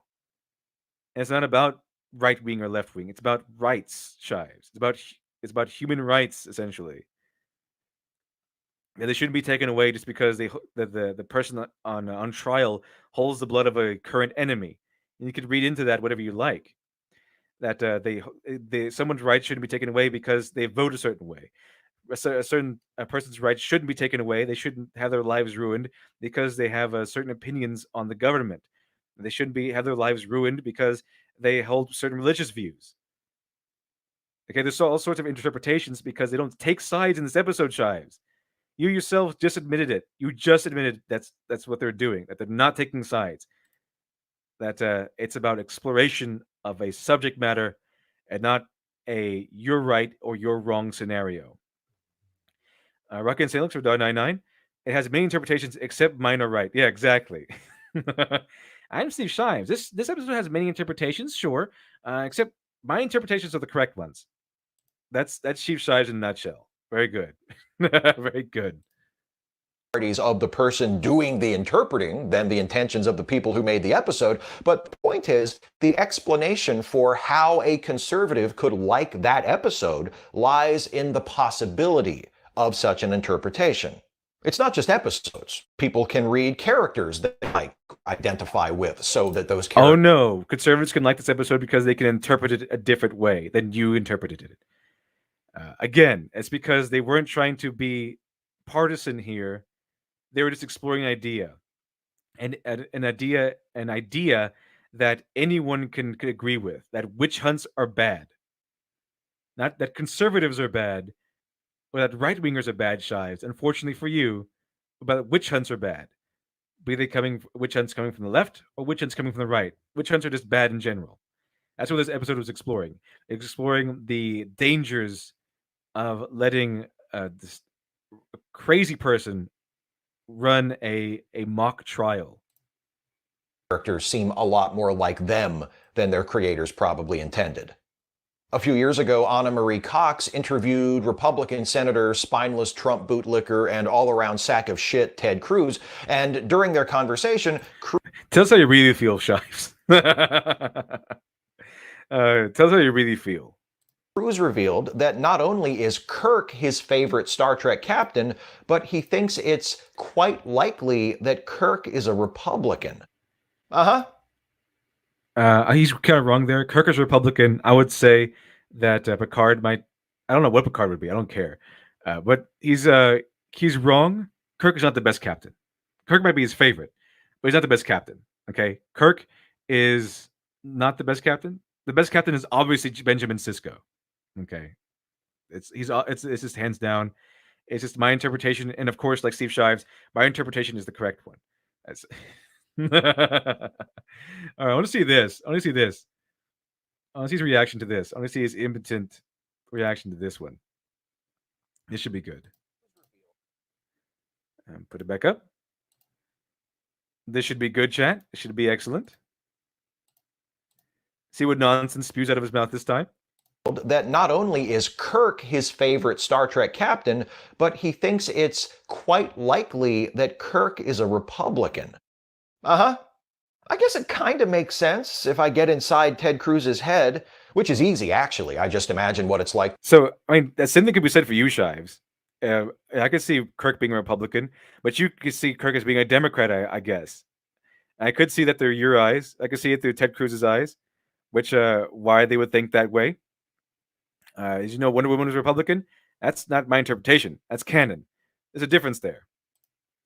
To hate marginalized people more than I love my wife. I mean, Kirk does recite the preamble to the U.S. Constitution at the end of the Omega Glory, and we all know how much American conservatives love the Constitution. It's where most of them discovered the joys of self-servingly and selectively interpreting texts. On the other hand, in Star Trek VI, Captain Kirk acknowledges and overcomes his own racism. So I don't see how he could possibly be a Republican, just as a matter of canon.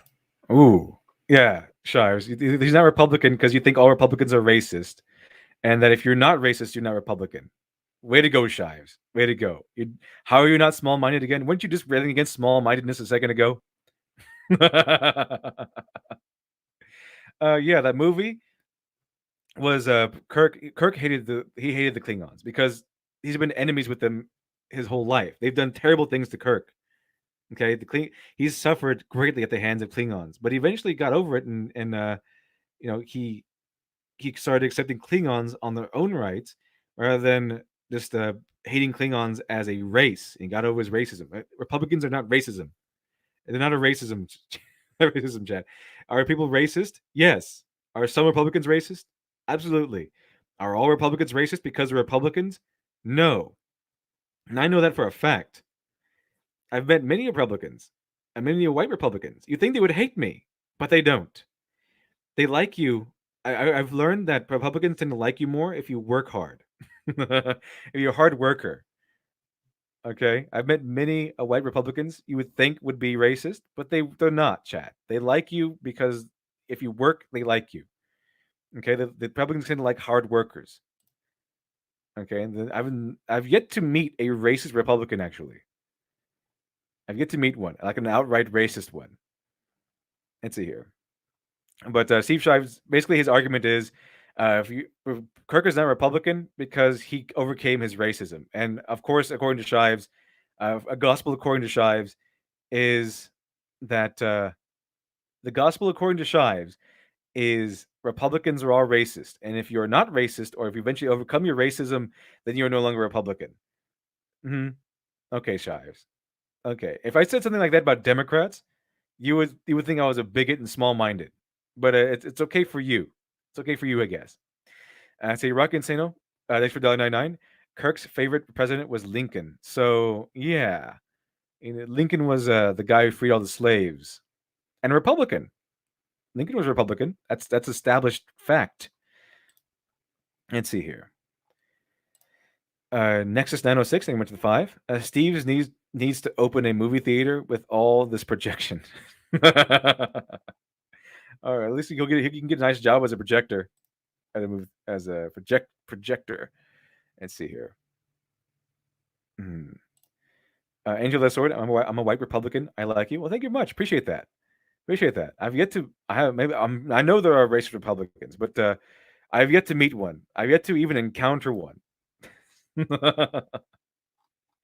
if I did, I probably wouldn't care. I know most Republicans aren't like that. And you would know, and I know most Democrats are not social justice warriors and crazy far leftists. Okay? I'm a rarity in my family. My family is not full of Republicans, chat. It's full of Democrats. I'm a rarity. And they're all reasonable people. Okay? They're all reasonable people. But you would know that, would you, Shai? Because I don't think you ever come out of your bubble, because you are known for blocking people. You are known for blocking people. You are known for making your own little bubble and never coming out. It might do you good to pop your bubble and interact with the real world every once in a while. Okay? Interact with other people who don't agree with you. Interact with people who think differently than you do. Criminal Imagination, thank you much for the 5. Appreciate that.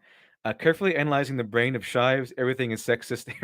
Everything is sexist. Everything is bad on Fox TV. I don't even watch Fox. I don't, because I like the old saying: if you watch the news, if you don't watch the news, you're uninformed. But if you do watch the news, you're misinformed. I like that dichotomy there. Raging Golden Eagle, thanks for the 2. President Poulter trademark confiscate. Good luck to that guy on that one. Good luck there. Good luck there. He's going to have some rocky bridges ahead. Well, thank you very much, Raging Golden Eagle. Appreciate that. Gojira 387. Oh, you feel so sorry for me? Oh, is it because most of my friends and family are Democrats? Oh, it's wonderful. I love it. You know why, chat? Because I don't need people to agree with me all the time. I love arguing with them. I love talking with them, and I love discussing things with them. It's fantastic. I love it, and because they're reasonable Democrats, for the most part. But I love talking with them. I love discussing things with them. I love it. Okay, I love it. It's fantastic. It'd be boring if everyone in my family agreed with me all the time. It'd be boring. So yeah, I love interacting with them. I love discussing things with them. It's fantastic. But Steve Shives would recoil at the thought of having to be in the same room as a conservative or Republican and not be able to block them.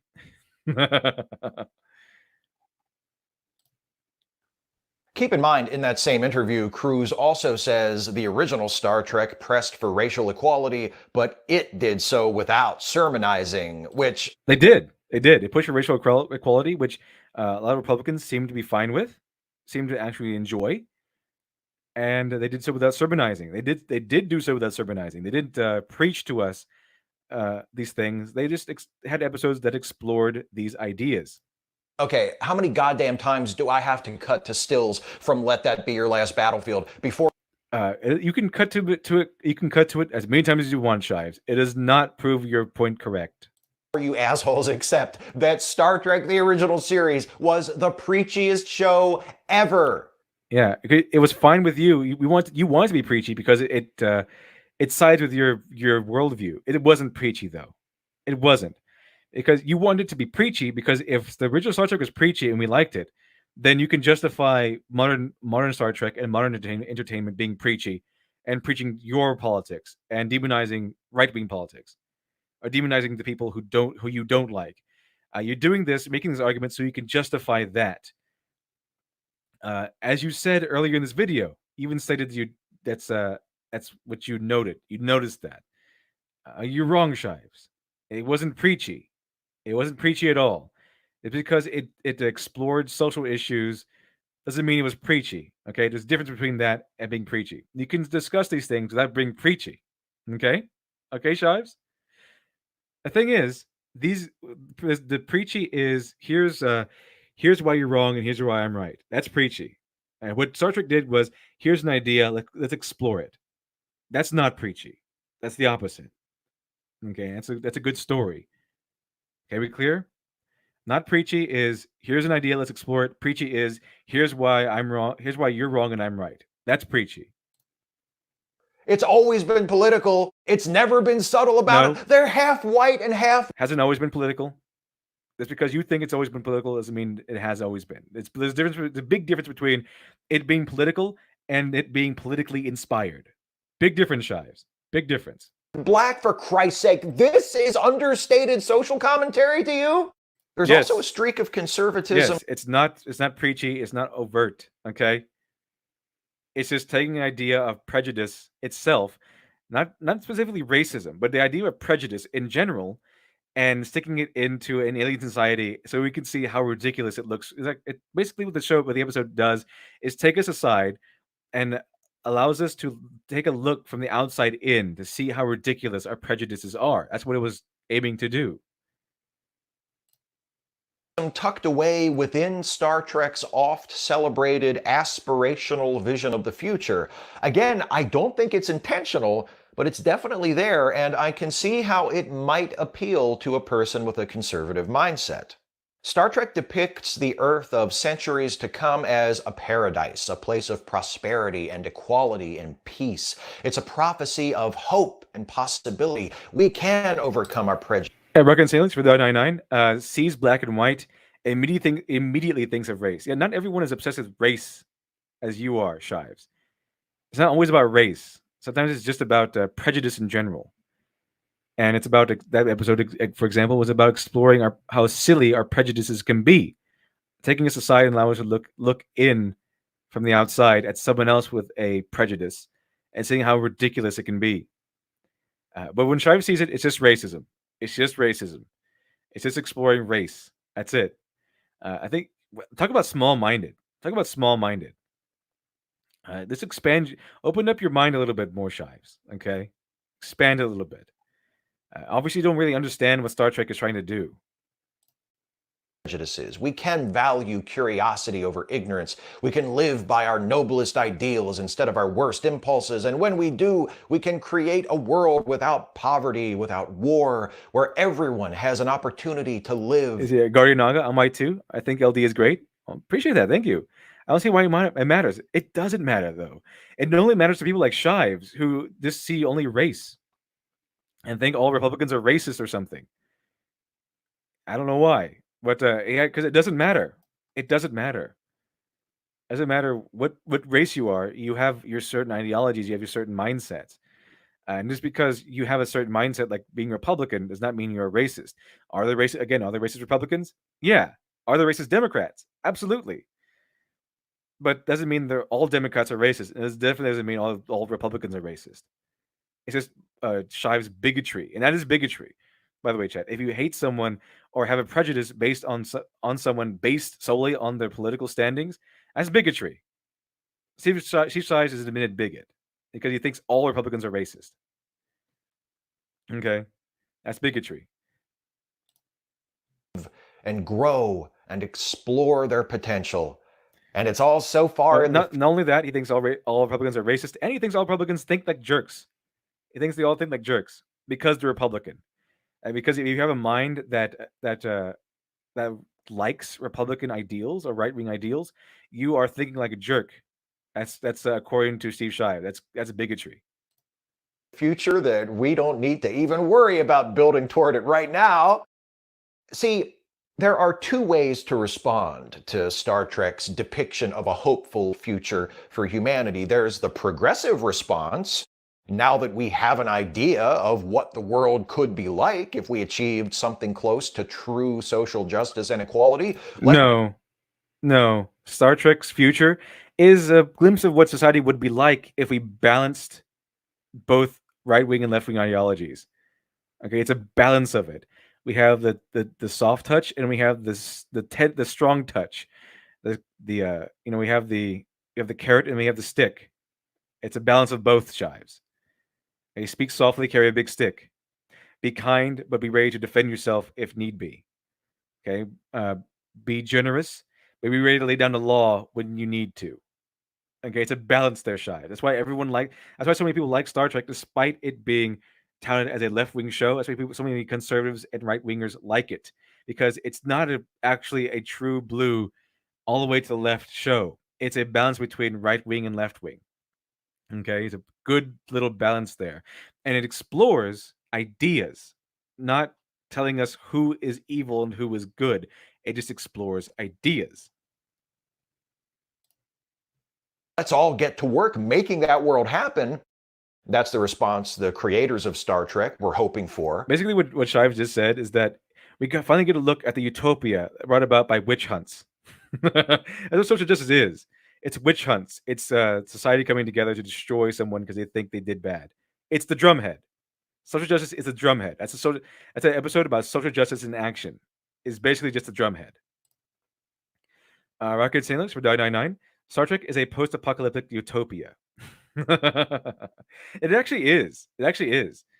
Because the world, according to the canon of Star Trek, the world was brought to a state of apocalypse, and then it became a utopia. That's essentially what happened because there were so many world wars. When they made the show, Gene Roddenberry said so. But there's also the conservative response. Humanity figures all this stuff out eventually, so just relax. Let's also remember that how is that the conservative response? Okay, how? They just figured it out eventually, so relax. How is that a conservative response? Conservative is, let's do it, but let's think about it first. Let's make the bed first. Okay, let's set the ground area first. Let's make sure, at the very least, let's take note at what things will be impacted first before we move on with this idea. Okay, that's more or less progressive. I mean, that's more or less a conservative. And you even said that. You even mentioned that. Wait, I guess you forgot. Explicitly established in the film Star Trek First Contact, humanity doesn't really start to get its shit together until after Zefram Cochrane becomes the first human to fly a ship. Matthew J. Benoit, that's true. It's also a depiction of a future when where replicators magically make socialism through infinite resources. Yeah, they had to invent something that essentially makes things out of nothing, that essentially makes infinite things out of infinite resources, to get socialism to even remotely work in a fantasy setting, because it wouldn't work otherwise. It wouldn't work otherwise.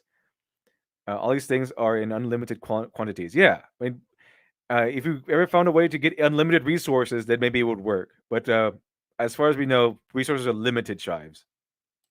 At warp speed, which attracts the attention of the Vulcans, which means not only is our happy egalitarian future far enough away that we don't have to start working on it for a while yet, it's just a fantasy anyway. It's all a part of the silly space show. Just enjoy the silly space show that isn't about anything.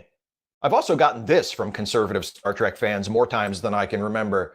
Star Trek shows us what we can accomplish when we stop making everything about race and gender. Seems like an odd statement to make. Yeah, it's a good statement to make. It's we've focused more on our the problems, which includes race and gender probably, but instead of focusing exclusively on race and gender, we can focus on other problems. The how people might be homeless, or the job market, things like that. The economy, things going on in several different areas of the world. Okay, we can explore other problems. There are other problems besides race and gender. I think they're meaning that if we go to other problems, if we explore other problems, then we can start solving everything instead of just focusing on just two of them. Yeah, it really shows us what we can accomplish if we uphold principles, if we stamp out corruption, if we go ahead and implement real freedom of speech, real equality. Yeah, we can achieve a utopia. Of course, we need infinite resources to get the socialism part in there, but everything else can be achieved. Let's see here.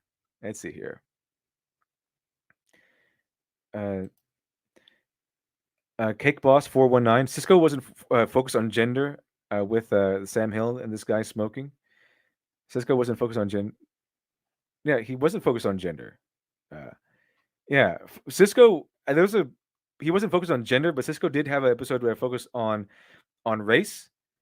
It was kind of a cutaway. He doesn't always focus on race. The power of Cisco comes from his different way of doing things.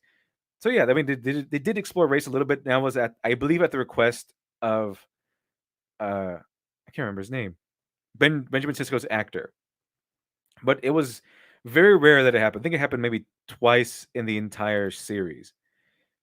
I think it happened twice, and one of them was one of them was just a look at like the 1950s or something like that, 1940s.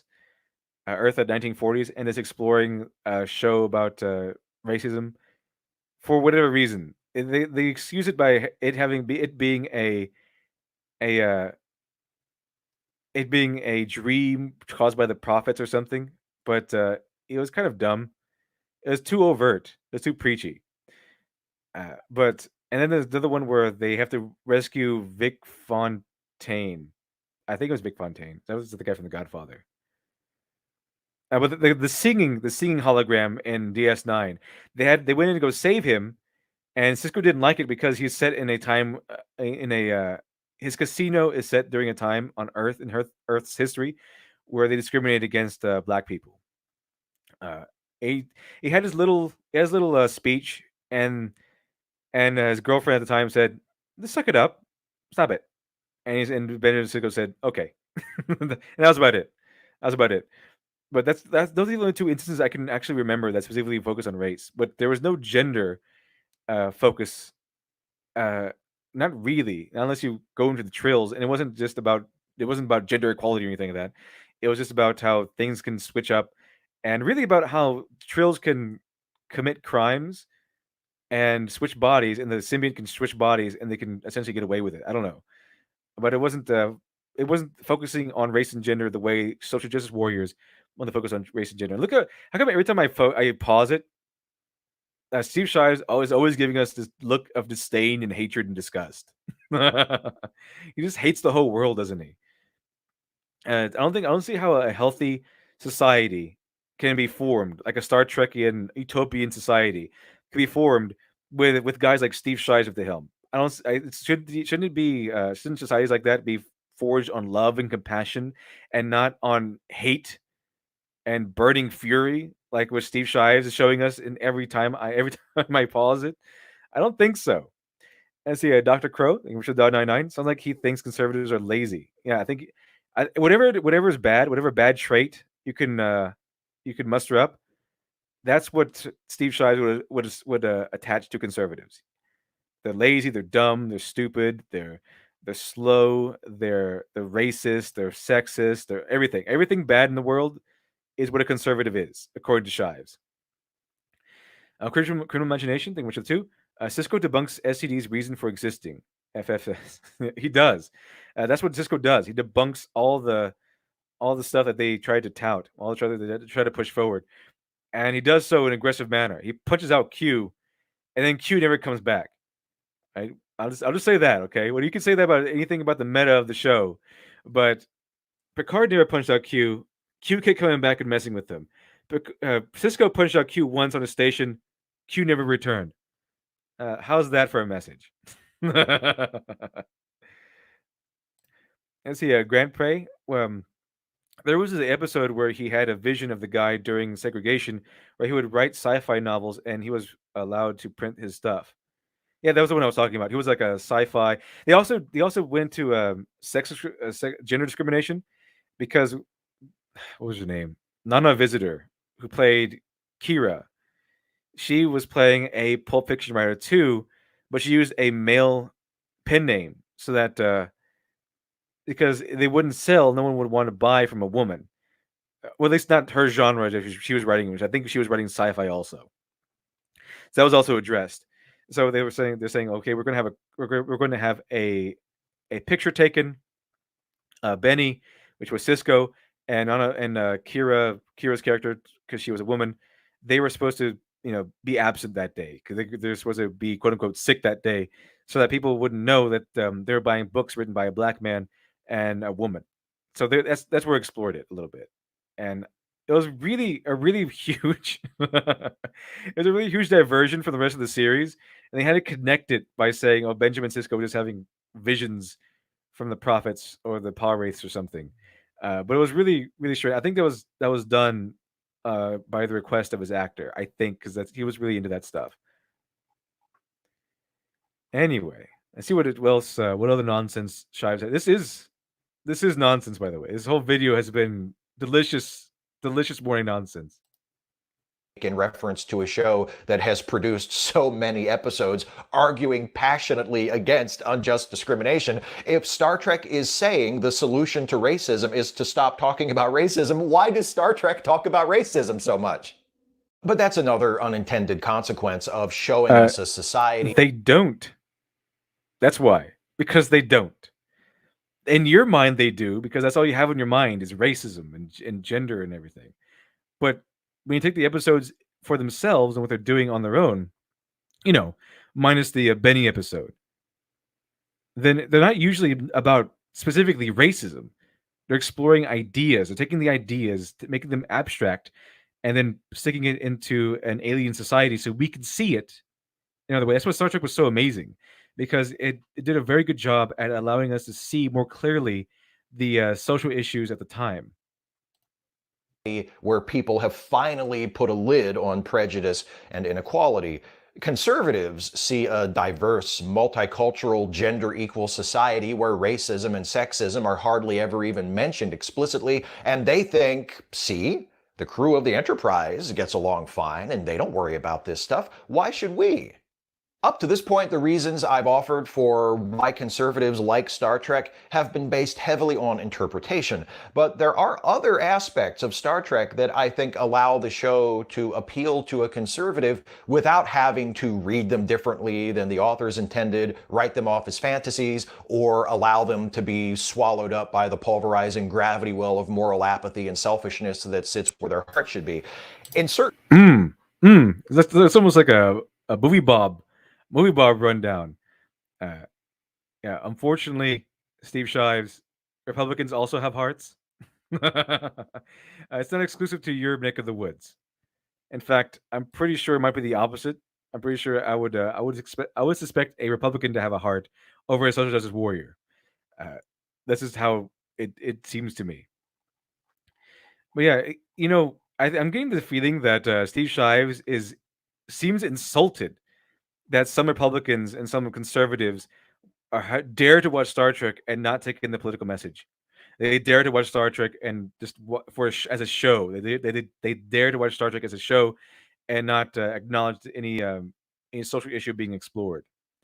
I think he's insulted by that. Some people can do that, Shives, because you know why? Because Star Trek was well written. It was not partisan. It was not preachy. It was not saying that you're a bad guy for siding with or against a social issue. And it was not saying you're a good guy. It was exploring the more complicated ideas, the more complicated elements of these things. Which is why you can turn your brain off and still enjoy the show. Which is why you can be conservative and still enjoy the show because you're not being demonized. You're not being insulted. These shows weren't woke, Shives. They were exploring ideas. They were doing exactly what they needed to do. And that's why people love Star Trek from all walks of life. It's not just your show, Shives. It's not just a show for left wingers. Okay, you have to show your toys. Mom and Daddy bought Star Trek for both of us. And see, Rock and Salix for $4.99. Appreciate that. But why should I object to this term, sir? She says. See, in our century, we've learned not to fear words. Lieutenant Uhura, Space Lincoln. Oh, see, chat. It's exactly it. SJWs, they're scared of words, but in the future, they're not.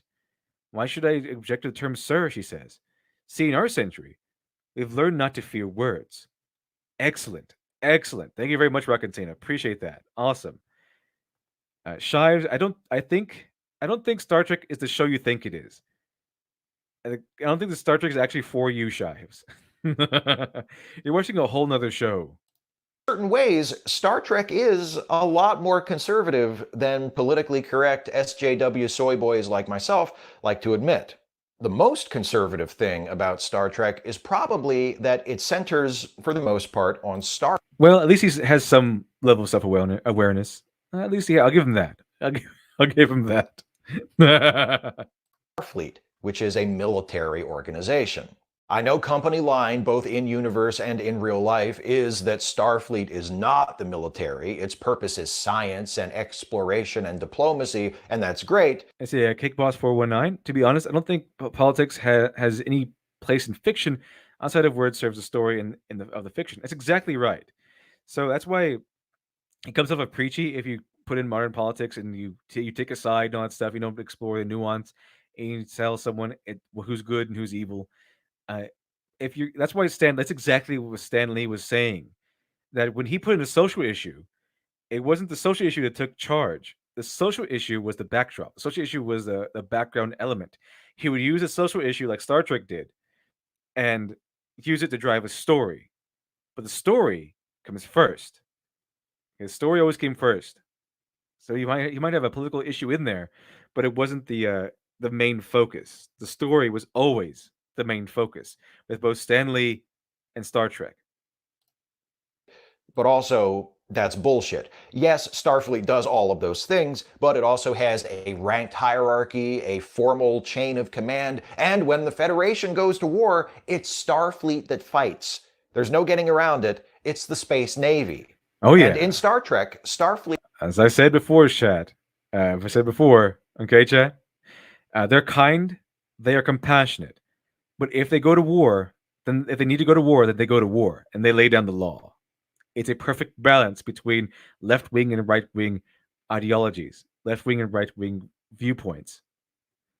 That's why both left wing and right wing people can enjoy Star Trek even if they take in the messages. Starfleet is the ultimate instrument of good. Starfleet brings aid to the needy. It brings civilization to wild. Which one? Matthew J. Nuno? Clip that. Which one was it? Which one was it? We're talking about the there's no getting around it.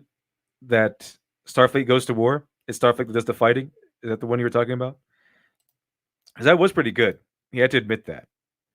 Or that or when Steve Shire says that that he was Star Trek is far more conservative than soy boys like him wanted to be, or something like that. It could be either or. It could be either or. Wild, uncharted worlds in the form of Federation colonies. It protects the Federation and indeed the rest of the galaxy. Cisco is the guardian of the Federation. There's no one that can get past the Cisco. He I remember that the siege of, I forgot what the numbers were, but that siege episode where he has to come in and start fighting super soldiers.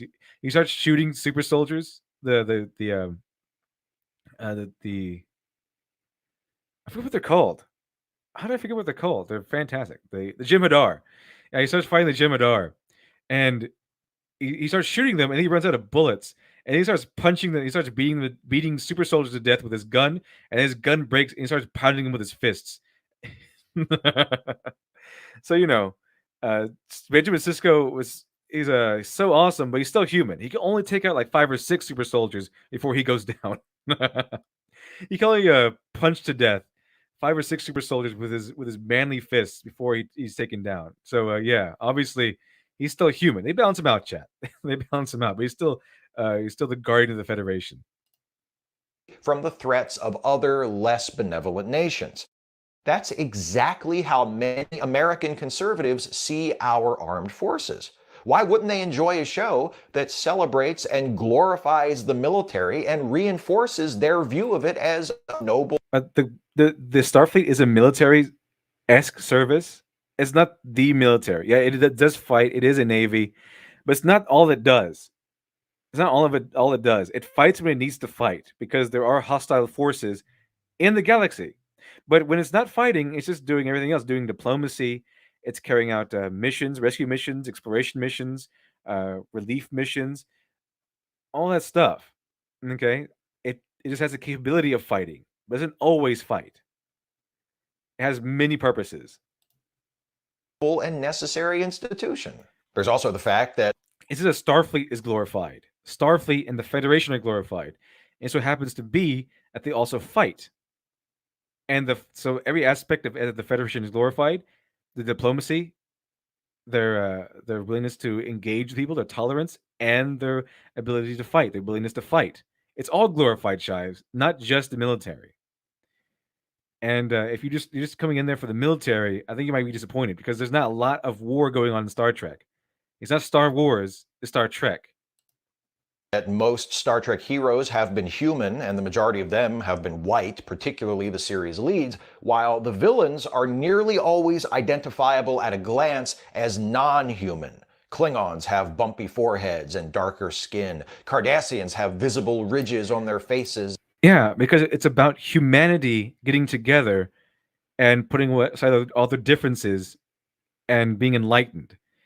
It's not the entire galaxy doing that. Okay, aliens are still out there. Hostile aliens are still out there. So of course it's not going to be humans, because humans are supposed to already, according to the Gene Roddenberry ideal, humans are supposed to already be all. They're supposed to be allied. They're supposed to have put all their differences behind them. Okay, Shives. So of course the enemies are going to be alien. And necks and darker skin. Jem'Hadar have bony spikes, a rugged reptilian appearance, and darker skin. Are you starting to see why this might appeal to conservative white people? Really, Shives? Really? They're aliens, Shives. They're aliens. You think they might want to make the aliens look like aliens? Seriously, Shives? Are you kidding me with this? So you're upset that conservatives might like it, because the aliens are bad guys in a show about how all of humanity has gotten together and put aside its differences. Really, Shives? What, do you want them to all be white people that we're fighting against? Like space white people? What? It's not Star Wars, Shives. I think you want a different show. I think you want to watch a different show. The space Nazis are in Star Wars. It's not that Star Trek is intentionally racist, usually, but it does contain certain tropes that people Okay, that episode was kind of racist. That episode was kind of racist. He has really shiny lips. He has really shiny lips. Anyway, the episode was kind of racist, but really, Shives, he wanted from all the aliens have to have white skin. And Cardassians don't have white skin. I mean, they don't have dark skin. They have pale skin. Yeah, they have pale skin. And the reason why Vulcans and Romulans have darker skin is because they have multiple suns on those worlds.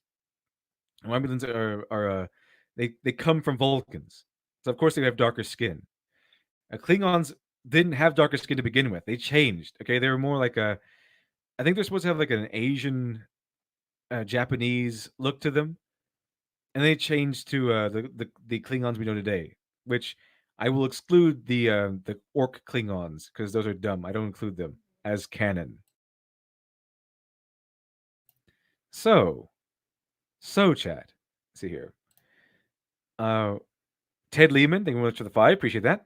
In order for the Federation to exist, the leadership must have absolute values. HWs would only create a fascist regime. Yeah, and that's what they want. They want a fascist regime. They want the ability to discriminate. They want witch hunts. They want witch hunts. Chat. They want witch hunts. They want the drumhead. And they'll just say that they're doing the drumhead for good reasons, like everyone else does. with racist beliefs, biases, or assumptions could find comforting. In conclusion, if you are a conservative who is a Star Trek fan, please don't watch my channel. But before you if you don't like my politics, don't buy my book.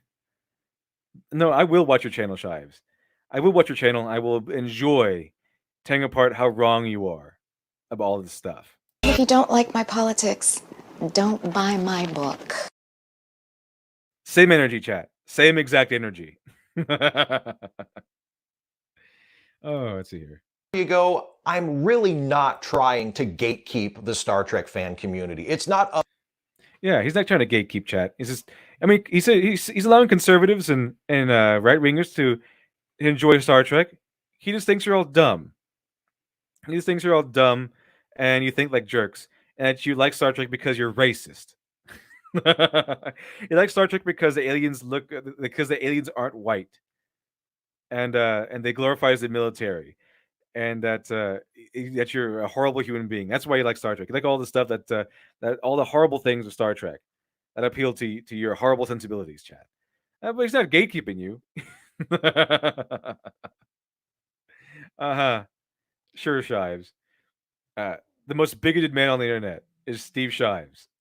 Well, that was glorious. That was glorious. And we're way over the clock. We're almost at 4 hours. Well, that was worth it, I think. I think that was worth it. So, I'm going to go ahead and cut the stream off here. Thank you, everyone. Thank you very much to everyone who joined me today. Appreciate it. Appreciate your time. Hope you have a wonderful, wonderful rest of your day. That was wonderful, I thought. That was a lot of fun. A lot of fun. Steve Shives is a really good, easy target because he's lacking so much self-awareness. Let's see here. Angel Sword, he literally just said, no conservatives allowed. Now he's saying he's not gatekeeping. Which is it? Yeah, which is it, Shives? If you don't like my politics, don't watch my channel. That's what he says to us. That's what he says. Anyway, I'm going to cut it off here. So thank you very much for joining me, chat. I appreciate your generosity, appreciate your attendance. It's fantastic. I hope you had a great time. I hope you had an awesome time. Again, if you weren't having a great morning or great day, I hope this stream at least alleviates some of that, some of your bad day, just a little bit. I hope so. Anyway, I'll see you next time. I'll see you tomorrow morning. And Friday, we will have a wonderful, wonderful look at Deadbeats, the comic. And we'll see how that goes. and you'll watch me suffer through it one more time. It is Deadbeats, by the way, is the worst comic book I have ever read. It still holds that title in my opinion. Okay, so I will see you all tomorrow, or I'll see you tomorrow. I'll be on tomorrow. It's up to you whether or not you want to attend. But I'll be back tomorrow, chat, with more morning nonsense. And until then, I will see you all next time.